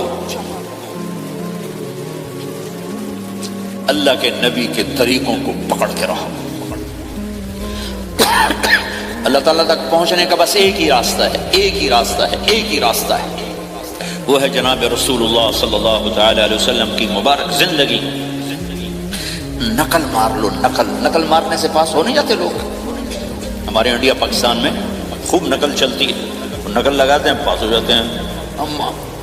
میں بھی ذمہ داروں کی اولاد، پڑھنے کا شوق نہیں تھا، ہمیشہ نقل مار کے ہی پاس ہوئے، کیونکہ پڑھنے کا شوق ہی نہیں تھا۔ ماں باپ نے ڈنڈا چڑھا دیا کہ ڈاکٹر بنانا ہے، ڈاکٹر بنانا ہے، ڈاکٹر بنانا۔ مجھے کبھی زندگی بھر شوق نہیں ہو کہ میں نے ڈاکٹر بننا۔ بھائیو، اپنے نبی کی نقل اتار، اللہ پاس کر۔ اس نے ایک چنا ہے جس کو حبیب بنایا، 10,000 سال کا پروسیس ہوا اور اس میں سے محمد مصطفیٰ صلی اللہ علیہ وسلم کی ہستی کو وجود ملا۔ آپ کو آنے میں اتنا زمانہ چاہیے تھا کہ اعلیٰ سے اعلیٰ چیز کے بننے میں دیر لگتی ہے، تو کائنات 10,000 سال گھومی اور تب جا کر میرے حبیب مصطفیٰ صلی اللہ تعالی علیہ وسلم کو اللہ تعالیٰ نے وجود بخشا۔ سب سے عالی نسب، سب سے عالی خاندان، سب سے عالی صفات۔ اب اللہ کے خزانوں سے لینے کا راستہ پاؤنڈ نہیں، ڈالر نہیں ہے، تجارت نہیں ہے، اللہ سے لینے کا راستہ میرے نبی کا طریقہ ہے۔ تجارت میں ہو، زراعت میں ہو، جاب میں ہو، کھیتی باڑی میں ہو، میرے نبی کا طریقہ ایک مسجد کا ہے، نماز۔ 5 وقت کی نماز یہ میرے نبی کی آنکھوں کی ٹھنڈک ہے۔ 5 وقت کی نماز اس امت کی شان پہچان ہے، اور اللہ تعالیٰ نے پہلی امتوں پر اتنی بڑی مشقت ڈالی کہ ان کی نماز مسجد کے علاوہ کہیں نہیں ہوتی تھی، مسجد میں ہی ہوتی تھی۔ ہمارے لیے کتنی آسانی کر دی، جاب میں ہے، مصلی بچھا نماز پڑھ۔ چلو مصلی بھی کوئی نہیں، زمین دیکھ، اس پر کوئی گندگی تو کوئی نہیں ہے، بس زمین بھی تیرے لیے پاک ہے، چل نماز پڑھ۔ اور آسانی کر دی، پانی کوئی نہیں ہے، کوئی بات نہیں، مٹی میں ہاتھ مار، منہ پہ مار، پھر ایک ہاتھ مار، یوں کر، چل نماز پڑھ، میں تیری قبول کروں گا۔ یہ کسی امت کے ساتھ یہ نہیں ہوا، انہیں وضو ہی کرنا تھا چاہے پانی 50 میل پر موجود ہو، اور ہمارے لیے پانی کوئی نہیں ہے، چلو تیمم، مٹی میں ہاتھ ہمارا یوں کیا، پھر ہاتھ ہمارا ایک یوں کیا، ایک یوں کیا، چل بھائی اللہ اکبر، قبول۔ عمار بن یاسر رضی اللہ تعالیٰ عنہ سفر میں تھے، ان کو نہانے کی ضرورت ہو گئی، نائٹ فال ہو گیا، تو انہوں نے سوچا کہ ویسے تو آدمی کو وضو کی ضرورت ہوتی ہے تو خالی منہ پہ ہاتھ مارا اور کونیوں تک، لیکن مجھے تو غسل کی ضرورت ہے، تو خالی اس سے تو کافی نہیں ہوگا۔ تو انہوں نے کپڑے اتارے، اکیلے تھے، ریت کے اوپر کبھی یوں لیٹے، کبھی یوں لیٹے، کبھی یوں لیٹے، 3-4 دفعہ یوں یوں اور یوں رول ہوتے ہوتے پھر انہوں نے نماز پڑھی۔ آئے اللہ کے نبی کی بارگاہ میں، یا رسول اللہ مجھے رات کو نہانے کی ضرورت پڑ گئی، تو میں نے کہا وضو کے لیے تو خالی یہ 2 دفعہ کرنا کافی ہے، تو یہ تو نہانا تھا، تو میں تو ریت میں خوب رول ہوتا رہا۔ میرے نبی نے انما یکفیک ضربتان، ارے سیدھے بندے عمار، اس کے لیے بھی اتنا ہی کافی تھا کہ تو یوں کرتا اور یوں کرتا اور تو پاک ہو جاتا۔ اللہ نے اس نبی کے طفیل، اس محبوب مصطفیٰ صلی اللہ علیہ وسلم کے طفیل، اللہ نے کیا کیا سہولتیں اور آسانیاں ہمیں عطا فرمائی۔ پھر نماز 4 کی 2 رکعت کرتی، کہ تم مسافر ہو 2 پڑھو، روزے میں سفر میں روزہ معاف کر دیا، بعد میں رکھ لینا، مال میں رکھ لینا، قضا کرنے کا حکم، بالکل چھوڑنے کا نہیں، اور کہا کہ بھائی مریض ہو چھوڑ دو، مسافر ہو چھوڑ دو، اور نماز 2 رکعت کر دو، سنتیں چھوڑ دو۔ ابن عمر رضی اللہ تعالیٰ عنہ بیٹھے تھے تو انہوں نے 2 رکعت پڑھ کے بیٹھ گئے، تو ان کے خادم نے کہا سنتیں نفل نہیں پڑھو گے؟ کہا اگر پڑھنا تو 4 فرض پڑھتا میں، میرے اللہ نے معافی دی تھی تو میں کیوں پڑھوں؟ میرے نبی نے سفر میں سنتیں نہیں پڑھی کبھی، اپنی امت کو سہولت دینے، فجر کی سنتیں 2 پڑھتے تھے، اس کے علاوہ سنتیں نہیں پڑھی تاکہ میری امت کو سہولت ہو، آسانی ہو۔ ایک دفعہ بارش ہو رہی تھی اور کوئی جگہ نہیں تھی نماز پڑھنے کے لیے، تو آپ نے اپنی اونٹنی کو آگے کیا اور اس پر بیٹھ گئے، بیٹھے ہی تھے، پیچھے صحابہ نے اونٹنیوں پر ہی صفیں بنائی، اور یہ نماز اونٹنی پہ بیٹھ کر ادا کی گئی بارش کے اندر۔ نماز اونٹنی کے اوپر نماز بھی ہو گئی، رکوع بھی ہو گیا، سجدہ بھی ہو گیا، سلام بھی ہو گیا۔ پہلی امتوں کے لیے نہیں تھا، سجدہ ہی کرنا پڑے گا۔ یہ اللہ کے محبوب مصطفیٰ صلی اللہ تعالی علیہ وسلم کی طفیل، میرے اللہ نے ہم پہ فضل و احسان کیا، تو میرے نبی کی زندگی میں عبادات میں نماز سب سے اعلیٰ نظر آتی ہے، سب سے نمایاں نظر آتی ہے۔ اور پھر بازار میں، گھر میں، دفتر میں، ماحول میں میرے نبی کے اخلاق، یہ زندگی کا دوسرا روشن پہلو ہے۔ میرے نبی کی ساری زندگی دو لفظوں میں آتی ہے، عبادت، اخلاق، عبادت، اخلاق، یا تو اور لفظ حقوق اللہ، حقوق العباد، حقوق اللہ، حقوق العباد۔ حقوق اللہ میں نماز سب سے اعلیٰ، اور حقوق العباد میں لوگوں کی برداشت کرنا، لوگوں سے درگزر کرنا، معاف کرنا، جھوٹ سے بچنا، دھوکے سے بچنا۔ میرے نبی سے پوچھا گیا، یا رسول اللہ مسلمان کنجوس ہو سکتا ہے؟ ہم نے کہا ہو سکتا ہے۔ یا رسول اللہ مسلمان کمزور ہو سکتا ہے، بزدل ہو سکتا ہے، ڈرپوک ہو سکتا ہے؟ آپ نے کہا ہو سکتا ہے۔ یا رسول اللہ مسلمان جھوٹ بول سکتا ہے؟ ہم نے کہا نہیں، جھوٹ نہیں بول سکتا، جھوٹ نہیں بول سکتا۔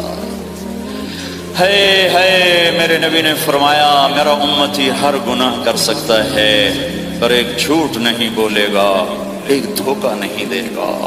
لیکن پوری دنیا میں سب سے زیادہ جھوٹ بولنے والا اور دھوکہ دینے والا وہ اس امت کا فرد بن چکا ہے۔ سب سے زیادہ دھوکہ دینے والے ہم بن گئے، سب سے زیادہ جھوٹ بولنے والے ہم بن گئے۔ اور میرے نبی نے فرمایا تھا کہ مسلمان جھوٹ نہیں بولتا، دھوکہ نہیں دیتا، ہر گناہ کر سکتا ہے، جھوٹ نہیں بولے گا، دھوکہ نہیں دے گا۔ یہ میرے نبی کی زندگی کا دوسرا پہلو ہے کہ سچائی پہ جمو۔ چند پیسے بچانے کے لیے جھوٹ بولنا، ٹیکس بچانے کے لیے جھوٹ بولنا، کتنے پاؤنڈ بچا لو؟ ادھر تمہارے سامنے سچ روشن کھڑا ہوا ہے۔ میرے نبی نے کہا الصدق ینجی والکذب یہلک۔ ادھر جھوٹ کھڑا ہے، ادھر جھوٹ کے ساتھ 4 پاؤنڈ بچیں گے، ادھر سچ کے ساتھ اللہ ملے گا، لے لو جو لینا ہے لے لو۔ ہاں، الا لعنت اللہ علی الکاذبین، جھوٹوں پہ اللہ کی لعنت۔ اس لعنت کے ساتھ 400 پاؤنڈ بچا لیے، 4000 بچا لیے، 4 ملین بچا لیے، 4 بلین بچا لیے، 4 ٹریلین بچا لیے، ساری دنیا کو بچا لیا، اور اوپر اللہ کی لعنت پڑی تو اللہ کی قسم گھاٹے کا سودا ہے۔ اور سچے ہو گئے، سچ بولا، یہ میں 100 پاؤنڈ کماتا ہوں، لے لو جو لینا ہے اس میں سے، یہ میں 1000 پاؤنڈ کماتا ہوں، لے لو جو لینا ہے، یہ میں 50,000 پاؤنڈ کماتا ہوں، لے لو جو لینا ہے۔ کہ مسلمان کی زبان سے جھوٹ نہیں نکلتا، سچ ہی بولتا ہے۔ آپ تشریف لے جا رہے ہیں، ایک آواز ہے یا رسول اللہ، آپ نے یوں دیکھا کوئی نظر نہیں آیا، پھر آواز ہے یا رسول اللہ، تو آپ نے دیکھا کہ ہرنی ڈیر چھوٹی وہ کھڑی ہوئی رسی میں بندھی۔ تو آپ نے کہا کیا ہوا؟ کہا جی آپ کا صحابی مجھے پکڑ کے لایا ہے، میرے چھوٹے چھوٹے بچے بھوک سے رو رہے ہوں گے، آپ مجھے چھوڑ دیں، میں بچوں کو دودھ پلا کے واپس آ جاتی ہوں، مجھے پتا ہے میرے اللہ کی تقدیر میرے بارے میں کیا ہے۔ تو آپ نے کہا اگر تو واپس نہ آئی تو پھر؟ تو اس نے کہا مجھے اللہ جہنم میں ڈال دے۔ آپ نے اس کی رسی کھول دی، خود وہیں بیٹھ گئے، اس نے دوڑ لگائی اور پہاڑوں میں گم ہو گئی۔ تھوڑی دیر کے بعد وہ دوڑتی ہوئی آئی اور آ کے سر یا رسول اللہ میں حاضر ہو گیا۔ تو آپ نے اس کو باندھ کے وہیں آپ بیٹھ گئے نہیں۔ دیر کے بعد وہ صحابی آئے جنہوں نے اس کو شکار کیا تھا، پکڑا تھا، تو کہنے لگے، ان کا یا رسول اللہ آپ یہاں کیسے؟ کہ میں ایک درخواست لے کر آیا ہوں۔ کیا؟ کہ یہ ہرنی مجھے ہدیہ کر دے۔ کہ یا رسول اللہ سب کچھ آپ کا ہے، میں بس یہ ہدیہ کر دے۔ یا رسول اللہ حاضر۔ تو آپ نے اس کو لے کر رسی اس کی گردن سے لے نکالی کہ جا بچی اپنے بچوں کے پاس جا کے خوشی منا۔ سچ نجات دیتا ہے اور جھوٹ ہلاک کرتا ہے۔ ایک ہرنی جان کی بازی کھیل گئی سچ بولنے کے لیے۔ تم چند پاؤنڈوں پہ جھوٹ بولتے ہو، ایمان کو برباد کر کے رکھ دیتے ہو۔ مسلمان جھوٹ نہیں بولتا، مسلمان دھوکہ نہیں دیتا، مسلمان کی زبان سے سخت بول نہیں نکلتا، کسی کو بے عزت نہیں کرتا، کسی کو بے اکرامی نہیں کرتا، کسی کا دل نہیں توڑتا، کسی کو ذلیل نہیں کرتا، خود سہتا ہے، اوروں کو خوشیاں دیتا ہے، خود دکھ سہتا ہے، اوروں کو راحت دیتا ہے، خود تکلیف سہتا ہے۔ یہ میرے نبی کے اخلاق ہیں، یہ میرے نبی کی زندگی ہے، اور یہ اسلام کا سب سے بڑا چیپٹر ہے اور سب سے مشکل چیپٹر ہے۔ جب میرے نبی نے لمبی نمازیں پڑھی تو اللہ نے روک دیا کہ میرے حبیب ما انزلنا علیک القرآن لتشقى، اتنی لمبی نماز نہ پڑھ کے تو تھک جائے۔ میرے نبی نے تبلیغ میں زور دکھایا تو اللہ نے روک دیا، فلتذهب نفسك علیہم حسرات، میرے نبی اتنا غم نہ کر کے آپ خود ہی آہیں بھرتے بھرتے آپ مر جائیں۔ میرے نبی نے مال سارا خرچ کیا، اللہ نے اس سے بھی روک دیا، ولا تبسطها كل البسط فتقعد ملوما محسورا، اتنا خرچ نہ کریں کہ آپ خود پھر دکھی ہو کے بیٹھ جائیں۔ خرچ کرنا بہت بڑا عمل، تبلیغ سب سے سارے عملوں کا سردار عمل، تبلیغ سے بڑا کوئی کام ہوتا تو اللہ نبیوں کو دیتا، اگر تبلیغ سے بڑھ کر کوئی کام ہوتا تو اللہ نبیوں کو دیتا۔ گشت سے بڑھ کر کوئی محنت ہوتی تو اللہ نبیوں کو دیتا. 950 سال نوح علیہ السلام گشتی کر رہے ہیں. اور اللہ کی مان لو, اللہ کی مان لو. اتنا عظیم عمل کا میرے نبی درمیانہ. نماز سب سے بڑی عبادت میرے نبی درمیانہ کام. لیکن جب میرے نبی نے اخلاق اچھے کیے, دشمن کو معاف کرنا. لیکن ایک آدمی آپ سوئے ہوئے تھے, آپ کی تلوار لٹکی تھی, ایک آدمی آیا, اس نے آپ کی تلوار اتاری اور یوں ماری پسلی میں. آپ اٹھ کے بیٹھ گئے. اب وہ قتل کے ارادے کے لیے آ چکا ہے اور تلوار یہاں ہے. کہتا من یمنعک منی, اب بول دو میں کون بچائے گا؟ تو آپ نے مسکراتے ہوئے کہا اللہ. تو اس کے ہاتھ سے تلوار گر پڑی. تو آپ نے اٹھا لی, آپ نے یوں سیدھی کی, اب تو بچا, تجھے کون بچائے گا؟ کہنے لگا مجھے تو ہی بچائے گا. وہ تو اللہ کو جانتا نہیں تھا. کہا بابا مجھے تو ہی بچائے گا. تو آپ کہتے ہیں اس کا سر اڑا دو, یہ نبی کو قتل کرنے آیا ہے. میرے نبی نے فرمایا کلمہ پڑھتے ہو؟ کہا نہیں پڑھتا. کہا جاؤ معاف کیا. یہ میرے نبی کے اخلاق ہیں. 20 سال جنہوں نے قتل کے منصوبے بنائے, مکہ والے. جب آپ مکہ میں فاتحانہ داخل ہوئے, ابو سفیان سب سے زیادہ آپ کو دکھ پہنچانے والوں میں پیش. تو آپ نے ابو سفیان کو عزت دی.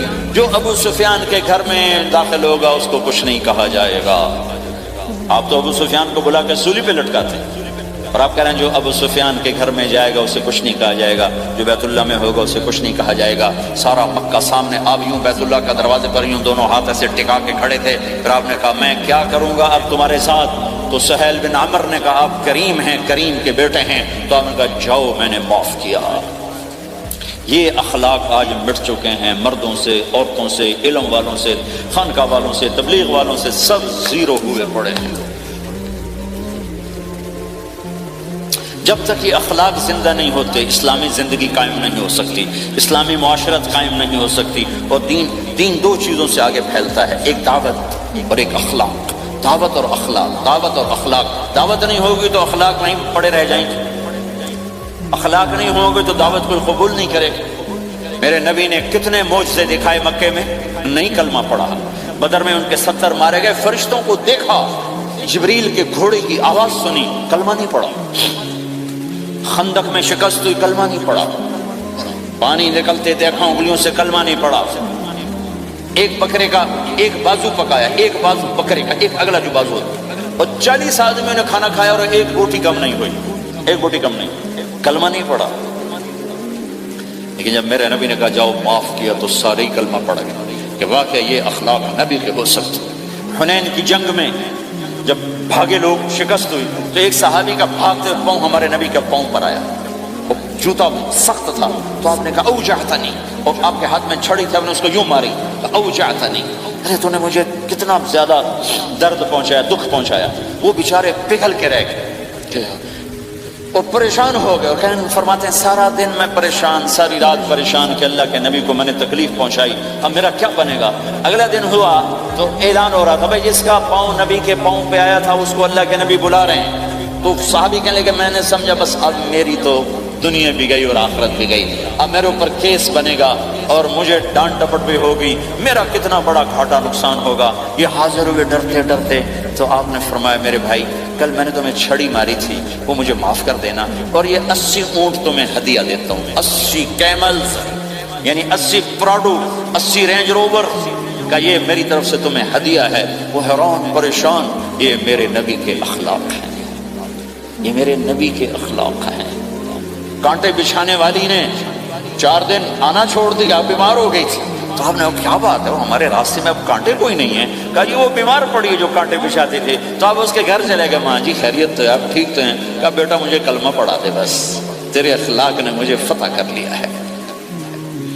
میرے بھائیوں یہ چیپٹر بھول چکے ہیں. جب تک یہ چیپٹر زندہ نہیں ہوگا زندگی اسلامی نہیں بنے گی, معاشرہ اسلامی نہیں بنے گا, اور آگے قوموں کے لیے اسلام کا دروازہ نہیں کھلے گا. ہمیں معاف کرنا آتا ہو, ہمیں گالی دینے والے کو دعا دینا آتا ہو, غیبت کرنے والے کی تعریف آتی ہو, اور غیبت کرنے سے, غیبت سننے سے اپنے آپ کو ایسے بچاؤ جیسے زہر سے بچاتے ہو, اسے آگ سے بچاتے ہو. ایک دوسرے کو نفرت کا بول نہ بولو ورنہ ساری زندگی تباہ و برباد ہو جائے گی۔ میرے رب کی قسم، میرے نبی نے کہا ایک زبان کا بول انسان بولتا ہے وہ جہنم کی گہرائیوں میں گر جاتا ہے، اور ایک زبان کا بول انسان بولتا ہے وہ جنت کے درجات پر چڑھ جاتا ہے۔ یہ زبان بہت طاقتور چیز ہے، میں ہر بیان میں اس کو دہرا رہا ہوں کہ جتنا یہ عمل ختم ہو چکا ہے اتنا کوئی عمل بھی نہیں ختم ہوا ہے۔ میرے نبی نے فرمایا معاذ تمہیں سارے دین کا خلاصہ بتاؤں؟ معاذ الا انبئک بمیلاک ھذا کلہ، میں تمہیں پورے دین کا خلاصہ بتاؤں؟ کون معاذ جس کے ہاتھ میں علماء کا جھنڈا ہوگا؟ کون معاذ؟ میں ابھی مئی میں ان کے اردن اجتماع میں گیا، آگے ان کے اربد میں گئے، آگے وہاں ان کا مقبرہ ہے 18 کلومیٹر۔ میں گیا کمرے میں داخل ہوا تو سارا کمرہ خوشبو سے مہک رہا تھا، اور مجھے ایک شخص نے بتایا یہ خوشبو 24 گھنٹے یہاں آتی رہتی ہے۔ جن کو 18 ہجری میں انتقال ہوا، 1417 سال ہو گئے مرے ہوئے، اور قبر سے خوشبو آ رہی۔ اس آدمی کو سمجھایا کیسے اور بتایا کیا؟ معاذ تمہیں سارے دین کا خلاصہ بتاؤں؟ کہا جی بتائیں۔ تو آپ نے یوں کیا، اپنی زبان نکالی اور اس کو پکڑا انگلی سے، کہا کف ھذا، معاذ اس زبان پہ قابو پا جا، یہ پورا دین ہے۔ یہ زبان آج کھل گئی ہے۔ حضرت لقمان علیہ السلام کا فرمان ہے بیٹا میں چپ رہنے پہ کبھی نہیں پچھتایا، میں ہمیشہ اپنے بول پہ پچھتایا ہوں۔ معاذ نے کہا یا رسول اللہ زبان کے بول پہ پکڑ ہوگی تو تیرا بھلا ہو جائے معاذ، سب سے زیادہ جہنم میں دھکا دینے والی زبان ہوگی۔ اور ایک صحابی ہیں ابو دجانہ۔ کون ابو دجانہ؟ السابقون الاولون من المہاجرین والانصار، اس میں پہلی صف کے صحابہ۔ کون ابو دجانہ؟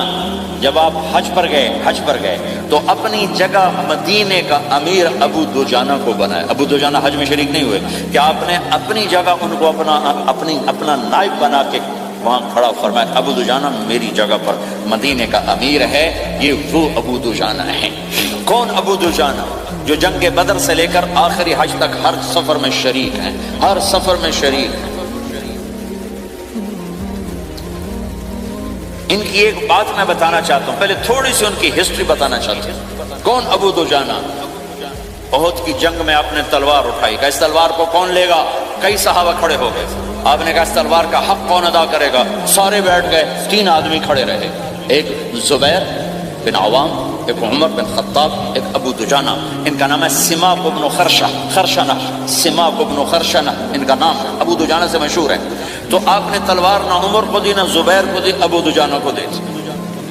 تو عمر رضی اللہ عنہ نے تو محسوس نہیں کیا، حضرت زبیر نے محسوس کیا کہ اس کو کیوں دی، مجھے کیوں نہیں دی؟ میں مہاجرین میں سے ہوں، میں پھوپھی کا بیٹا ہوں، میں اس سے دلیری میں کم نہیں، بلکہ حضرت زبیر کی دلیری کی تو طاقت تھی، جدھر سلوار چلتی تھی کاٹتی چلی جاتی تھی، کہنے کہ میں دیکھوں گا یہ کیا کرتا ہے۔ تو ابو دجانہ کے پیچھے پیچھے زبیر کو لیے، تو ابو دجانہ نے جو حملہ کیا تو 3000 کا لشکر تھا، اس کو چیر کے پار نکل گیا، پورے لشکر کو کاٹ کے پار نکل گیا۔ اور آگے عورتیں کھڑی تھیں جو مکے کے لشکر کو تیار کر رہی تھیں، نحن بنات طارق نمشی علی النمارق مشی القتل بوارق المسک فی المخالق المسک فی المفارق والدر فی المخالق ان تقبلوا نعانقی وتدبروا نفارقی فراق غیر وامقی، یہ گانا گا رہی تھیں اور ان کو تیار کر رہی تھیں۔ تو جب ابو دجانہ کی تلوار نظر آئی تو سب بھاگی، ہندا پکڑی گئی، تو آپ نے یوں اپنی تلوار ہندا کے سر پر رکھی، انہوں نے چیخ ماری، تلوار ہٹا لی۔ تو زبیر پیچھے پیچھے چلو یہ کیا کیا ہے؟ جنگ میں اگر کوئی عورت حصہ لے اسے مارنا جائز ہے، ویسے جائز نہیں ہے، عورت کو، بچے کو، بوڑھے کو ہاتھ لگانا جائز نہیں ہے۔ تو انہوں نے کہا تلوار کیوں نہیں چلائی؟ کہا میرے محبوب کی تلوار ہے، عورت کے خون سے رنگین کر کے اس کی شان نہیں گھٹانا چاہتا، یہ میرے نبی کی تلوار ہے۔ پھر واپس ہوئے، پھر اٹیک کیا اور پھر مجمع کو چیر دیا۔ سامنے ایک آدمی آ رہا تھا ہاتھی کی طرح، اتنا لمبا موٹا تازہ، تو زبیر کہنے لگے میرے جی میں آیا کبھی اس کی ٹکر ہونا پھر میں دیکھوں ابو دجانہ کیا چیز ہے۔ تو اللہ کا کرنا ایسا ہوا ابو دجانہ دونوں آمنے سامنے ہو گئے، تو وہ ایسے شاہ سوار تھے کہ دونوں طرف کے لشکر ذرا تھم گئے اور وہ دونوں بھڑ گئے۔ ابو دجانہ کے اپنے جوہر، اس پہلوان کے اپنے جوہر، غبار اٹھا، مٹی اٹھی، اور اس کی اپنی طاقت، ان کی اپنی طاقت، انہوں نے ابو دجانہ کو اس نے زخمی کر دیا۔ ابو دجانہ نے جو جوش میں آ کے ماری تلوار، اس کو لگی یہاں تو اتنی طاقت سے لگی کہ اس کے نیچے اتر کر 2 ٹکڑوں میں تقسیم کر دیا، ماری، ایک حصہ ادھر ایک حصہ. پھر یوں دیکھا اور اپنے چہرے سے لوہے کی ٹوپی اتاری، اما ترى انا ابو دجانہ، کیا دیکھ رہے ہو، میں ہوں ابو دجانہ. تلوار صحیح لی ہے میں نے، غلط نہیں لی. یہ ابو دجانہ ہے. اور جب شکست ہو گئی احد کی جنگ میں اور پھر 10-12 آدمی نے آپ کو گھیرے میں لیا ہوا تھا، ان میں ایک ابو بکر تھے، عمر تھے، علی تھے، طلحہ تھے، زبیر تھے، سعد بن ابی وقاص تھے، اور سہل بن حنیف تھے، عبادہ قتادہ بن نعمان تھے، اور ابو دجانہ تھے رضی اللہ تعالی عنہم. ان میں سے ایک ابو دجانہ بھی تھے. اور یمامہ کی جنگ میں ابو دجانہ شہید ہوئے، یمامہ کی جنگ میں شہید ہوئے. یہ ابو دجانہ کی تھوڑی سی سیرت آپ کے سامنے آئی ہے. اس کے بعد اب آپ ان کے قول کو سنو تاکہ اس کا وزن آپ کے سامنے آئے. یہ بدر کے شریک ہیں. اللہ کے نبی نے کہا بدر کا صحابی جو مرضی کرے بخشا گیا. یہ صلح حدیبیہ کے شریک ہیں. اللہ نے قرآن میں کہا لقد رضی اللہ، میں ان سے راضی ہو گیا. یہ صحابی ہیں. اللہ نے کہا کلا وعد اللہ الحسنى، اے میرا نبی تیرے ہر صحابی کے لیے جنت کا وعدہ ہے.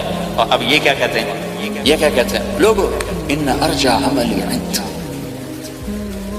لوگو میرے پاس، ابو دجانہ میرے پاس بخشش کا سب سے بڑا عمل جانتے ہو کیا ہے؟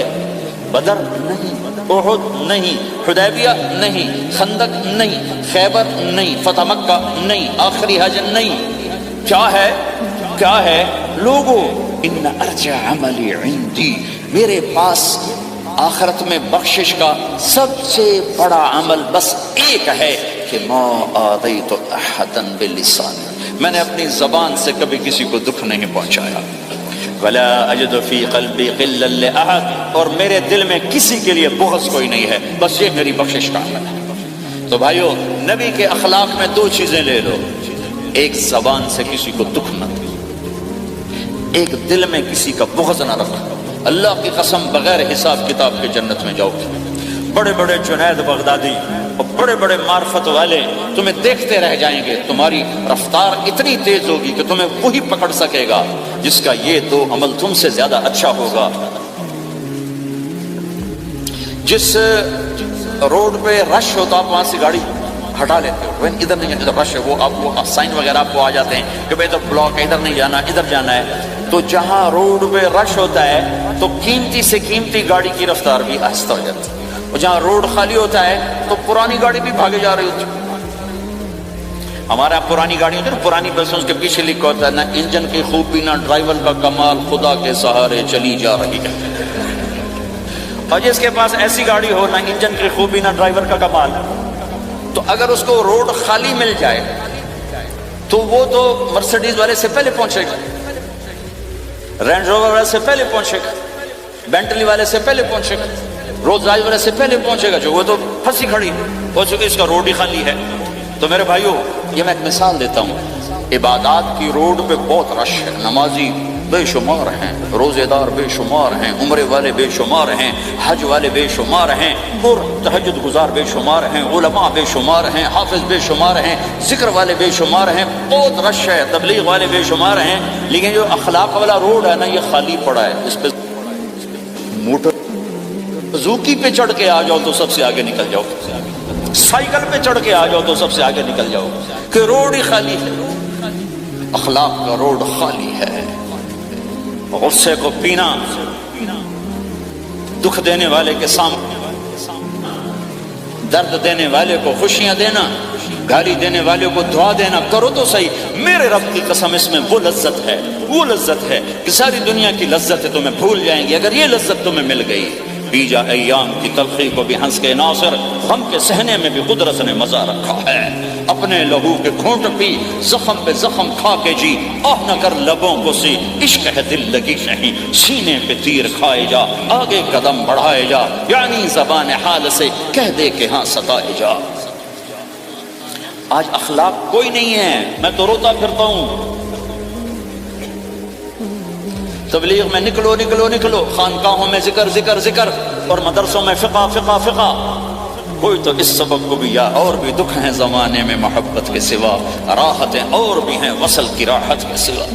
جس دن امت کے اخلاق زندہ ہوئے آپ اسلام کی بہار دیکھو گے.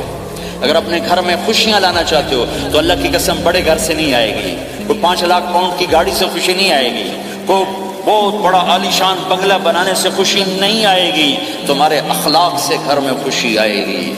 اگر بیوی کا سلوک تمہارے ساتھ اچھا ہے، تمہارا سلوک بیوی کے ساتھ اچھا ہے، اس گھر میں خوشی ہے۔ بیوی کا بول بدتمیز ہو تو خامند کی زندگی برباد، خامند کا بول بدتمیز ہو تو بیوی کی زندگی برباد، اولاد بد اخلاق ہو تو ماں باپ کی زندگی برباد، ماں باپ میں سختی ہو تو اولاد کی زندگی برباد، بھائی بھائی میں بول میں سختی ہو تو بھائی کی زندگی برباد، بہن بھائیوں میں سختی ہو تو بہن بھائی کی زندگی برباد، نیبر کے ساتھ سختی ہو تو نیبر کی زندگی برباد۔ میرے نبی نے فرمایا ما آمن بی من بات شبعان و جارہ جائع، وہ میرے اوپر ایمان لایا ہی نہیں جو خود پیٹ بھر کے کھائے اور پڑوسی بھوکا ہو۔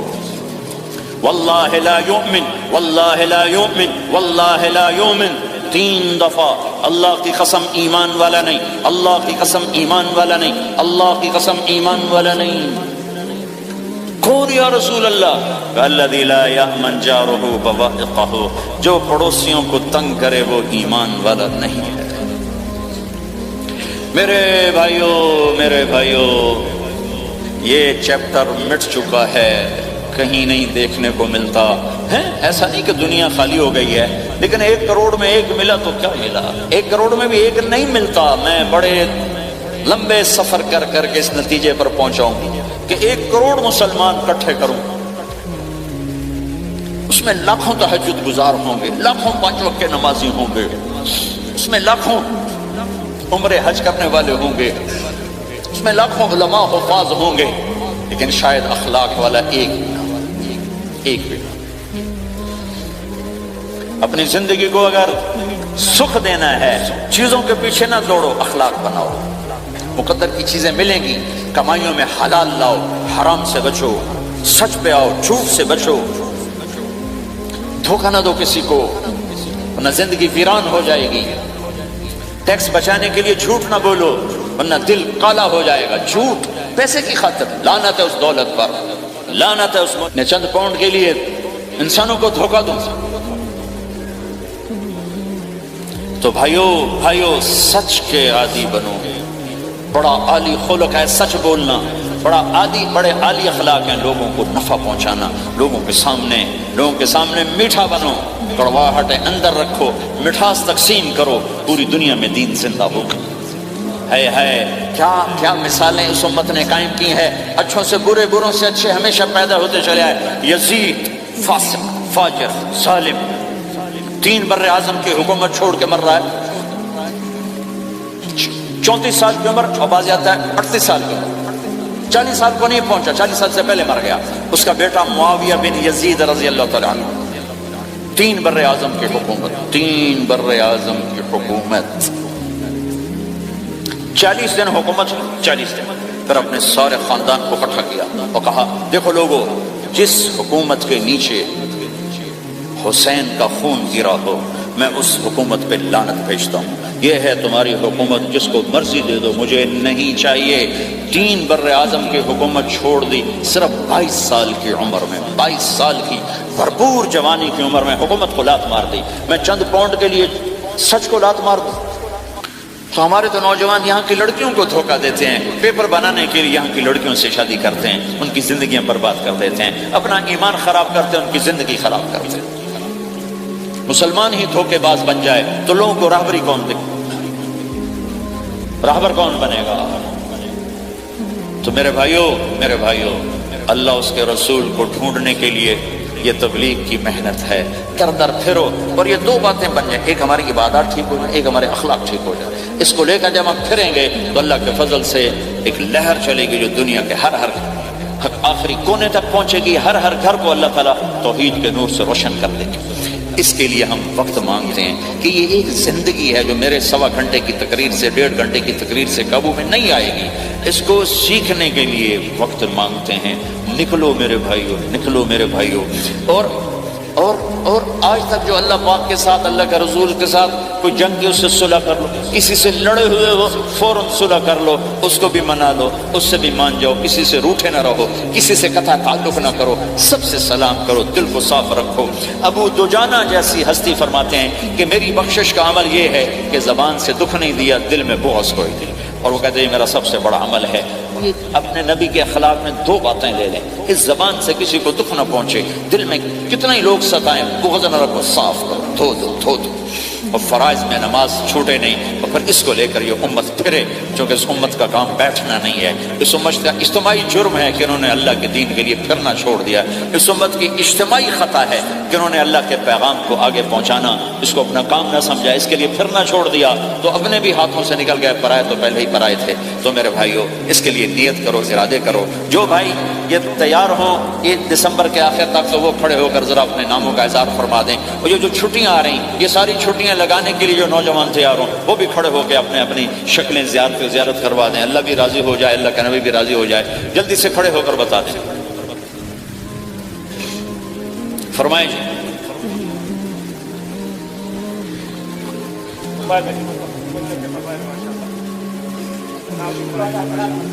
بولو بھائی،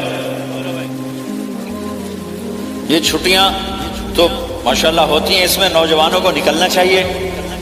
اکثر نوجوان بیٹھے ہیں، اٹھو بھائی۔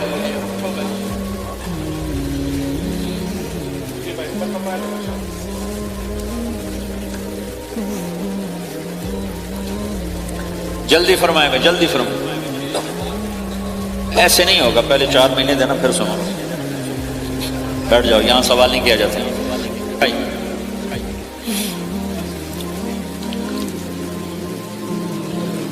جلدی سے بتائیں بھائی، جلدی سے بتائیں بھائی، ان چھٹیوں میں کون نکلے گا اللہ کے راستے میں؟ ان چھٹیوں میں جو نوجوان تیار ہوں کھڑے ہو جائیں، ان چھٹیوں میں جو تیار ہیں چھٹیاں لگانے کے وہ کھڑے ہو جائیں، چھٹیاں اللہ کے راستے میں۔ ہاں بھائی فرمائیں جی، فرمائیں جی بھائی۔ اور آپ کے لیے آسان کر دیتا ہوں، اس سال آج کیا تاریخ ہے بھائی؟ 22 نومبر۔ اگلے سال 22 نومبر تک اللہ زندگی رکھے، جو بھائی چلے 4 مہینے کے لیے تیار وہ کھڑے ہو جائیں، 1 سال کے اندر، 1 سال کے اندر انشاءاللہ ہم جائیں گے، وہ بھائی کھڑے ہو جائیں۔ 1 سال کے اندر انشاءاللہ ہم نے جانا ہے، ترتیب بنانی ہے، وہ کھڑے ہو جائیں۔ زندگی میں جو کہیں گے ہم نکلیں گے وہ بھی کھڑے ہو جائیں۔ چلو سارے بیریئر ہٹا دیتا ہوں، لو بھائی سب کی تشکیل ہو گئی، بیٹھ جاؤ بھائی، ماشاءاللہ بیٹھ جاؤ بھائی، بیٹھ جاؤ بیٹھ جاؤ۔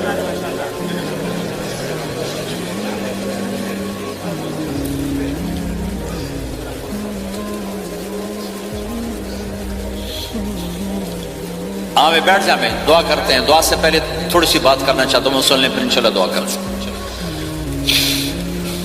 مسلمان کی زندگی چلتے پھرتے دعوت ہے، مسلمان کی زندگی چلتی پھرتی دعوت ہے۔ اگر اسلام ہماری زندگی میں ہو، عبادات ایسی چیزیں جو نظر نہیں آتی، اخلاق ایسے چیزیں جو چھپ نہیں سکتے۔ اخلاق ایک ایسی صفت ہے جس کو آپ چھپا نہیں سکتے، بد اخلاقی ایسی برائی ہے جس کو آپ چھپا نہیں سکتے۔ شراب تو چھپ سکتی ہے، اندر کمرے میں بیٹھ کے پی لے، روزہ چھپ سکتا ہے، نہیں رکھا کسی کو کیا خبر، نماز بھی چھپ جاتی، نہیں خبر پڑھی ہے کہ نہیں پڑھی، لیکن برے اخلاق بھی نہیں چھپتے اور اچھے اخلاق بھی نہیں چھپتے۔ ایک اچھے اخلاق خوشبو کی طرح مہکتے ہیں اور برے اخلاق گندگی کی طرح بدبو چھوڑتے ہیں۔ ہمارا معاشرہ اسلامی اس وقت بنے گا جب ہمارے اخلاق عالی ہوں گے، تو یہ نقل و حرکت اس کو طاقت پہنچائے گی۔ گھر بیٹھنے سے چیز نہیں آئے گی بھائی، پھرنا پڑے گا، دھکے کھانے پڑیں گے، لیکن ان دھکوں میں بھی اللہ نے بڑی لذت رکھی ہے، بہت عجب نشہ ہے اس کا۔ جنید جمشید مجھے پہلی دفعہ ملا 97، جب وہ بہت بڑا اس وقت تھا، وہ لیجنڈ گلوکار، تو اس نے مجھ سے کہا کہ مولانا جس گلیمر کو پاکستانی نوجوان خوابوں میں دیکھتے ہیں وہ گلیمر مجھے فزیکلی حاصل ہے، لیکن میرے اندر اندھیرا ہے، روشنی نہیں، خالی ہے، کیوں؟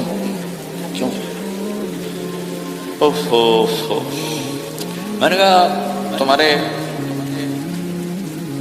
سیدھے گھٹنے میں درد ہو، تم الٹے گھٹنے میں دوا لگاؤ تو فائدہ ہوگا کہ نہیں؟ میں نے کہا اندھیرا تمہاری روح میں ہے اور تم روشن کر رہے ہو جسم کو، کبھی میوزک سے، کبھی کسی چیز سے، کبھی کسی چیز سے، تو عورت، شراب، میوزک، ان کا روح میں کوئی واسطہ ہی نہیں، یہ روح تک جاتی نہیں۔ ان کی پینیٹریشن جسم تک ہے اور جسم کو کنٹرول روح کرتی ہے. جب روح میں بھوک اٹھتی ہے تو وہ پریشانی میں کی شکل میں ظاہر ہوتی ہے. تم اللہ سے تعلق بنا لو، یہ سب کچھ ٹھیک ہو جائے گا. پھر جب نے 3 چیلے شروع کیے تو اس کا مجھے فون آیا. ہمارا ایک شہر ہے چھوٹا سا، زلزلے میں ختم ہو گیا تھا، پالاکوٹ. تو اس کا مجھے وہاں سے فون آیا کہ مولانا میں ایک پرانی مسجد میں ایک پھٹی ہوئی چٹائی پر لیٹا ہوا ہوں اور جس سکون کو میں 5 سٹار ہوٹل میں دیکھتا تھا، ڈھونڈتا تھا، وہ آج مجھے یہاں مل چکا ہے. اور مجھے یوں لگتا ہے میں ہوا میں اڑ جاؤں، ہوا میں اڑ جاؤں. کیا ہوا کہ اللہ سے تعلق بنا اور روح میں سکون آ گیا، ٹھنڈک آ گئی. تو ایک گناہوں سے بچنا اور ایک فرائض کو پورا کرنا، ایک اپنے اخلاق کو ٹھیک کرنا، یہ چند ایک کام ہیں جو کر لے گا اللہ اسے آباد کر دے گا. جہاں ہو نماز نہ چھوٹے، رمضان آ جائے روزے نہ چھوٹے، زکوٰۃ فرض ہو جائے خوشی سے ادا کریں، اپنی کمائیوں کو حلال پہ لائیں، غلط کاغذات سے، غلط پیپر سے، غلط ہیرا پھیری سے پیسہ نہ بنائیں. یہ پیسہ تباہی کے سوا کچھ نہیں لاتا. اپنی حلال کمائی کرو کہ میرے نبی کا فرمان ہے جو صبح سے شام تک حلال کمانے میں تھکتا ہے اس دن کے سارے گناہ معاف ہو جاتے ہیں. سعد بن معاذ بیٹھے تھے، ان کے ہاتھوں پر اللہ کے نبی کی نظر پڑی تو ہاتھ بڑے سخت تھے. تو آپ نے کہا سعد تیرے ہاتھ اتنے سخت کیوں؟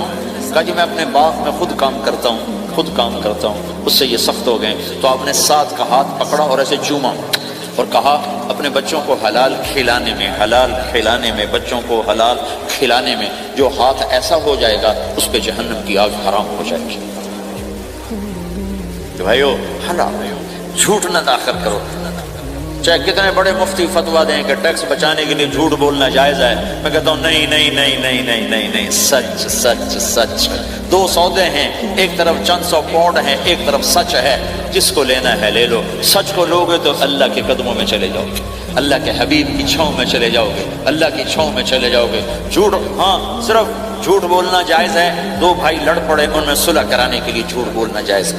میاں بیوی لڑ پڑے تو بیوی کو منانے کے لیے خامند جھوٹ بول سکتا ہے، خامند کو منانے کے لیے بیوی جھوٹ بول سکتی ہے. اس کے علاوہ جھوٹ نہیں ہے. سچ کے ساتھی بنو. اللہ کی قسم وہاں سے رزق آئے گا جہاں سے وہم و گمان بھی. پھر آپ اس حکومت کو دھوکہ دیتے ہو جو آپ کی ہمدرد ہے. ہماری حکومتیں تو خود بھی چور ہیں تو ان کو چور پڑے ہوئے، چوروں کو چور پڑے ہوئے.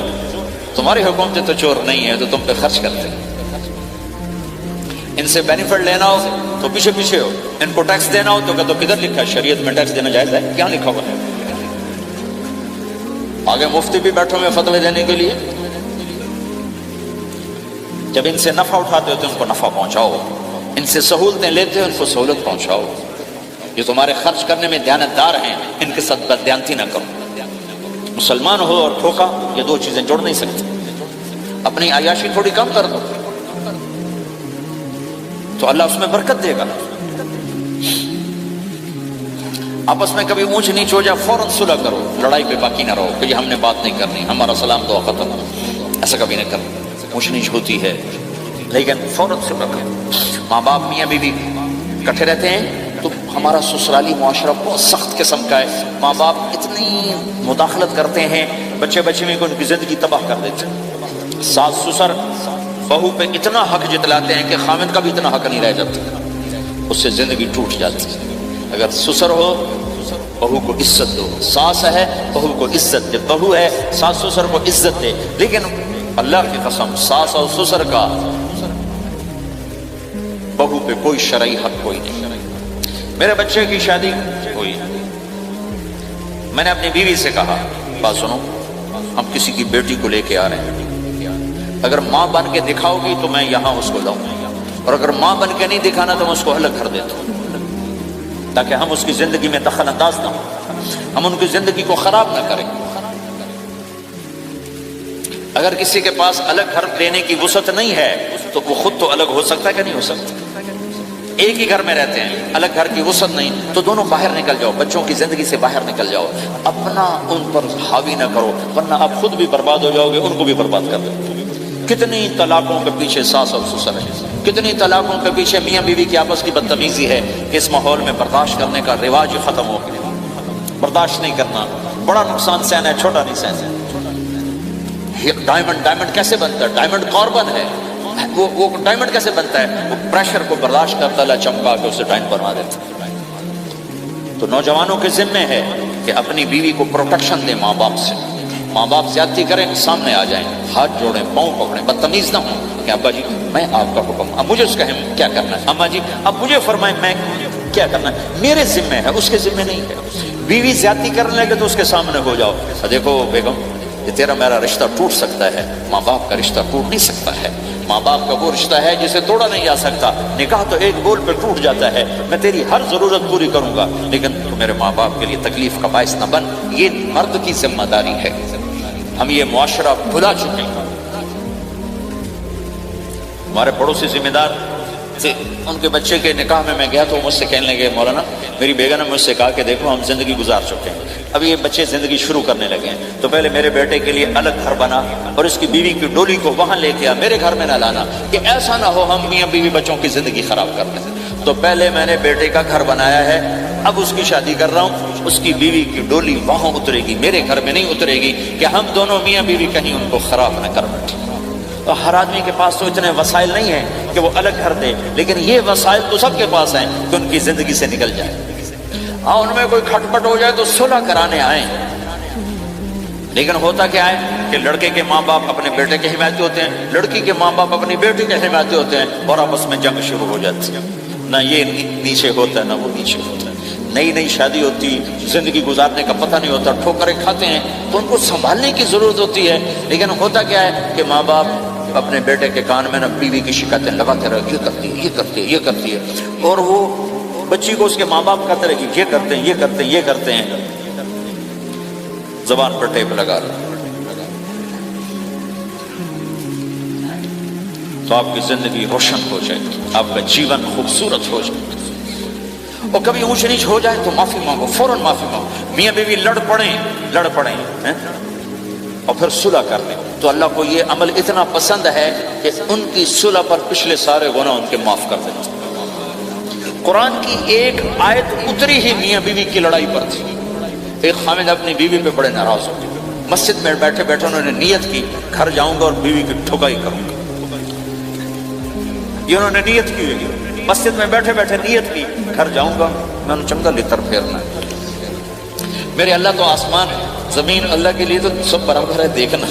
تو اللہ پاک نے اسی وقت قرآن اتارا، اسی وقت یا ایھا الذین آمنوا ان من ازواجکم واولادکم عدوا لکم فاحذروہم۔ اے ایمان والو، بیوی بچے اولاد، عدوکم نہیں کہا، عدوا لکم، بیچ میں لام لائے ہیں یہ بتانے کے لیے کہ عدو اصلی معنی میں نہیں ہے، یہ اس معنی میں ہے کہ اے ایمان والو تمہارا بیوی بچوں کے ساتھ ٹھیا ہو سکتا ہے، کھٹ پٹ ہو سکتی ہے، جھگڑا چھوٹا موٹا ہو سکتا ہے، کیا کرنا ہے؟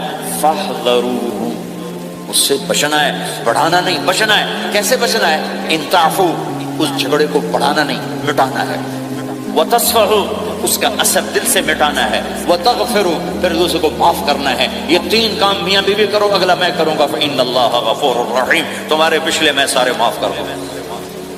تو اگر اس مجمع میں کوئی بیوی سے لڑا بیٹھا ہے تو جاتے جا کے صلح کر، کوئی ماں باپ سے لڑا بیٹھا ہے تو جاتے جا کے صلح کر، کوئی ماں باپ بچوں سے ناراض ہیں جا کے خود مان جائیں۔ اس ماحول میں بچوں کو پیار سے لے کے چلنے کی ضرورت ہے۔ میرے نبی کی زندگی محبت کا شاہکار ہے، ساری زندگی کسی کو ڈانٹا نہیں، ساری زندگی کسی کو ڈانٹا نہیں، اپنی وجہ سے، اپنی وجہ، کسی پہ ہاتھ نہیں اٹھایا، اپنی وجہ سے۔ حسن انس فرماتے میں نے 10 سال اللہ کے نبی کی خدمت کی، ایک دفعہ نہیں کہا یہ کیوں کیا، ایک دفعہ نہیں کہا یہ کیوں نہیں کیا۔ تو بھائیو یہ خوبصورت زندگی ہے۔ آپ یہاں تو خادم نہیں ہوتے، سارا گھرانہ ہی خادم ہوتا ہے۔ تو میں پاکستان میں ہوں تو میں اگلا چیپٹر بیان کرتا ہوں کہ نوکروں کے ساتھ بھی اچھا سلوک کرو۔ وہ یہاں ہے ہی نہیں، تو آپ پہ بانڈے مانجنے، آپ پہ ڈالر صاف کرنا ہے، آپ پہ گڈی صاف کرنی، ڈرائیور بھی آپ پہ تھے، مالک بھی آپ پہ، پٹرول بھی آپ پہ پاؤ میں، چنگا انگلینڈ ہے، پٹرول بھی آپ پہ پاؤ، ہوا بھی آپ پہ بھرو، 2.5 لاکھ کی گاڑی یا ڈرائیور آپ پہ، ہماری 2.5 لاکھ پاؤنڈ کی، ہماری 2.5 لاکھ کی سزوکی ہوتی ہے، ہمارا نوکر بیٹھا گاڑی چلا رہا تھا۔ نوکر تو اللہ کی بڑی نعمت ہے، تم اس سے محروم ہو۔ کچھ اس کے فائدے بھی ہیں، کچھ نقصان بھی ہیں، لیکن فائدے زیادہ ہیں۔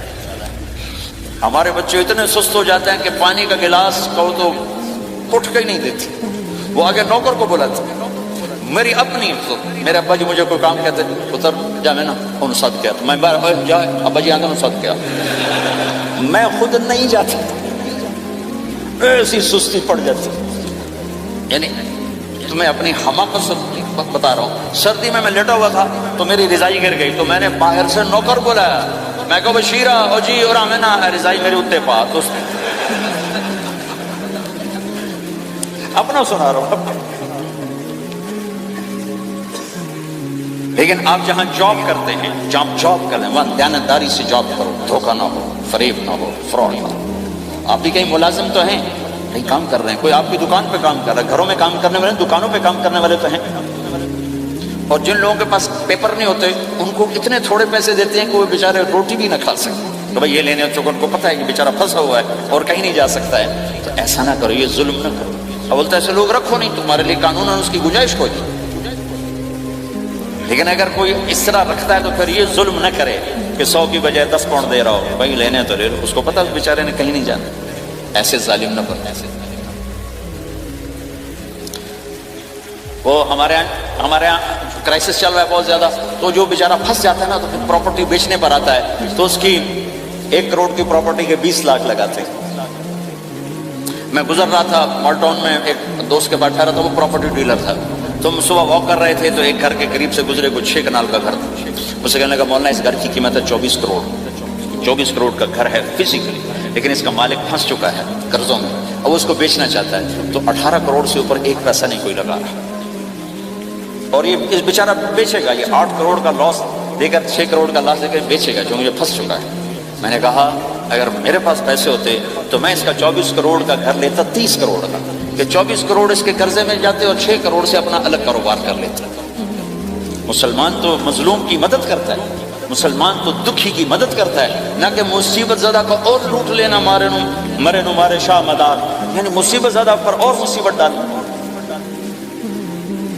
بھائیو یہ وہ خوبصورت اخلاق ہیں، اپناؤ گے اللہ چمکائے گا، اللہ اس جہان کی عزت دے گا۔ اور ایک آخری میری بات ہے، بہت بڑا مجمع ہے، بہت سارے نوجوان نظر آ رہے ہیں، آج تک جو اللہ رسول سے جنگ کی اس سے صلح کر لیں، جو گناہ کی اس سے معافی مانگ لیں، ادھر ہم معافی مانگیں ادھر اللہ معاف کر دے گا، ادھر ہم توبہ کریں گے ادھر اللہ معاف کر دے گا۔ اور آپ تو ماشاءاللہ سارے بہت اچھے بیٹھے ہوئے ہیں۔ میرا ایک شاگرد ہے مولوی امجد، کراچی میں امام مسجد، اس کے پڑوس میں ایک عورت تھی، وہ لڑکیاں سپلائی کرنے کا کام کرتی تھی، کتنا ذلیل کام،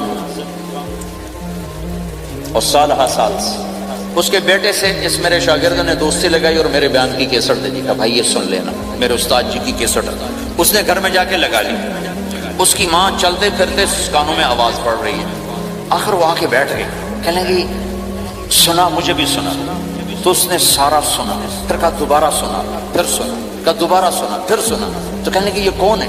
کہا پتہ نہیں کون، تمہیں کس نے دی؟ کہا یہ امام مسجد نے، تو بچے کا ہاتھ پکڑا اور آ گئی دروازے پر، اسے لوگ تراویح پڑھ کے باہر نکل رہے تھے، کہنے میں نے امام صاحب سے ملنا ہے، وہ آ گئے، کہا جی یہ کیسٹ آپ نے دی ہے؟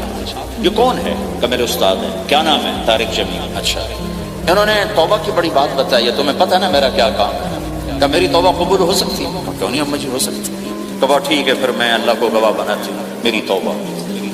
اور اس نے مسجد میں آنا شروع کر دیا، تراویح میں 5واں روزہ ہے، اور دعا مانگتی ہے اللہ اگر میری توبہ قبول ہے تو مجھے اپنے پاس بلا لے، یا اللہ اگر میری توبہ قبول ہے تو مجھے اپنے پاس بلا لے۔ 29ویں روزے سجدے کی حالت میں اللہ نے اٹھا لیا۔ ساری زندگی کام کیا لڑکیوں کی سپلائی، اتنا بدترین کام، اور موت آئی رابعہ بصری جیسی۔ یہ ہے توبہ کا کمال کہ اللہ کی رحمت سے کبھی نا امید نہیں ہونا چاہیے۔ اللہ کوئی تھانے دار نہیں ہے کہ اس نے چھتر پھیرنا ہے، اللہ کریم ہے، مہربان ہے، ہمارا دوست ہے، ہمارا رب ہے۔ تو جب کبھی خطا ہو فوراً توبہ کرو، فوراً توبہ کرو، انشاءاللہ ایک دن آئے گا کہ اللہ ہمیں اپنی توبہ پہ پکا کر دے گا۔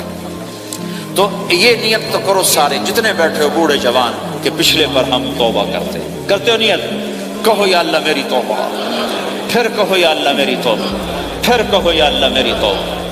اگر یہ آپ نے سچے دل سے کہا ہے تو آپ کو مبارک ہو، آپ کے سب گناہ معاف ہو گئے، سارے معاف ہو گئے۔ حقوق باقی ہیں، علماء سے پوچھ لینا ان کی ادائیگی کیسے کرنی ہے، گناہ سارے معاف ہو گئے۔ اور آئندہ اگر کبھی توبہ ٹوٹے تو پھر کر لینا، پھر کر لینا، پھر کر لینا، میرے رب کی رحمت پہ کوئی اثر نہیں پڑتا۔ لن تبلغوا ضری فتضرونی ولن تبلغوا نفعی فتنفعونی، یہ میرے رب کی صفت ہے۔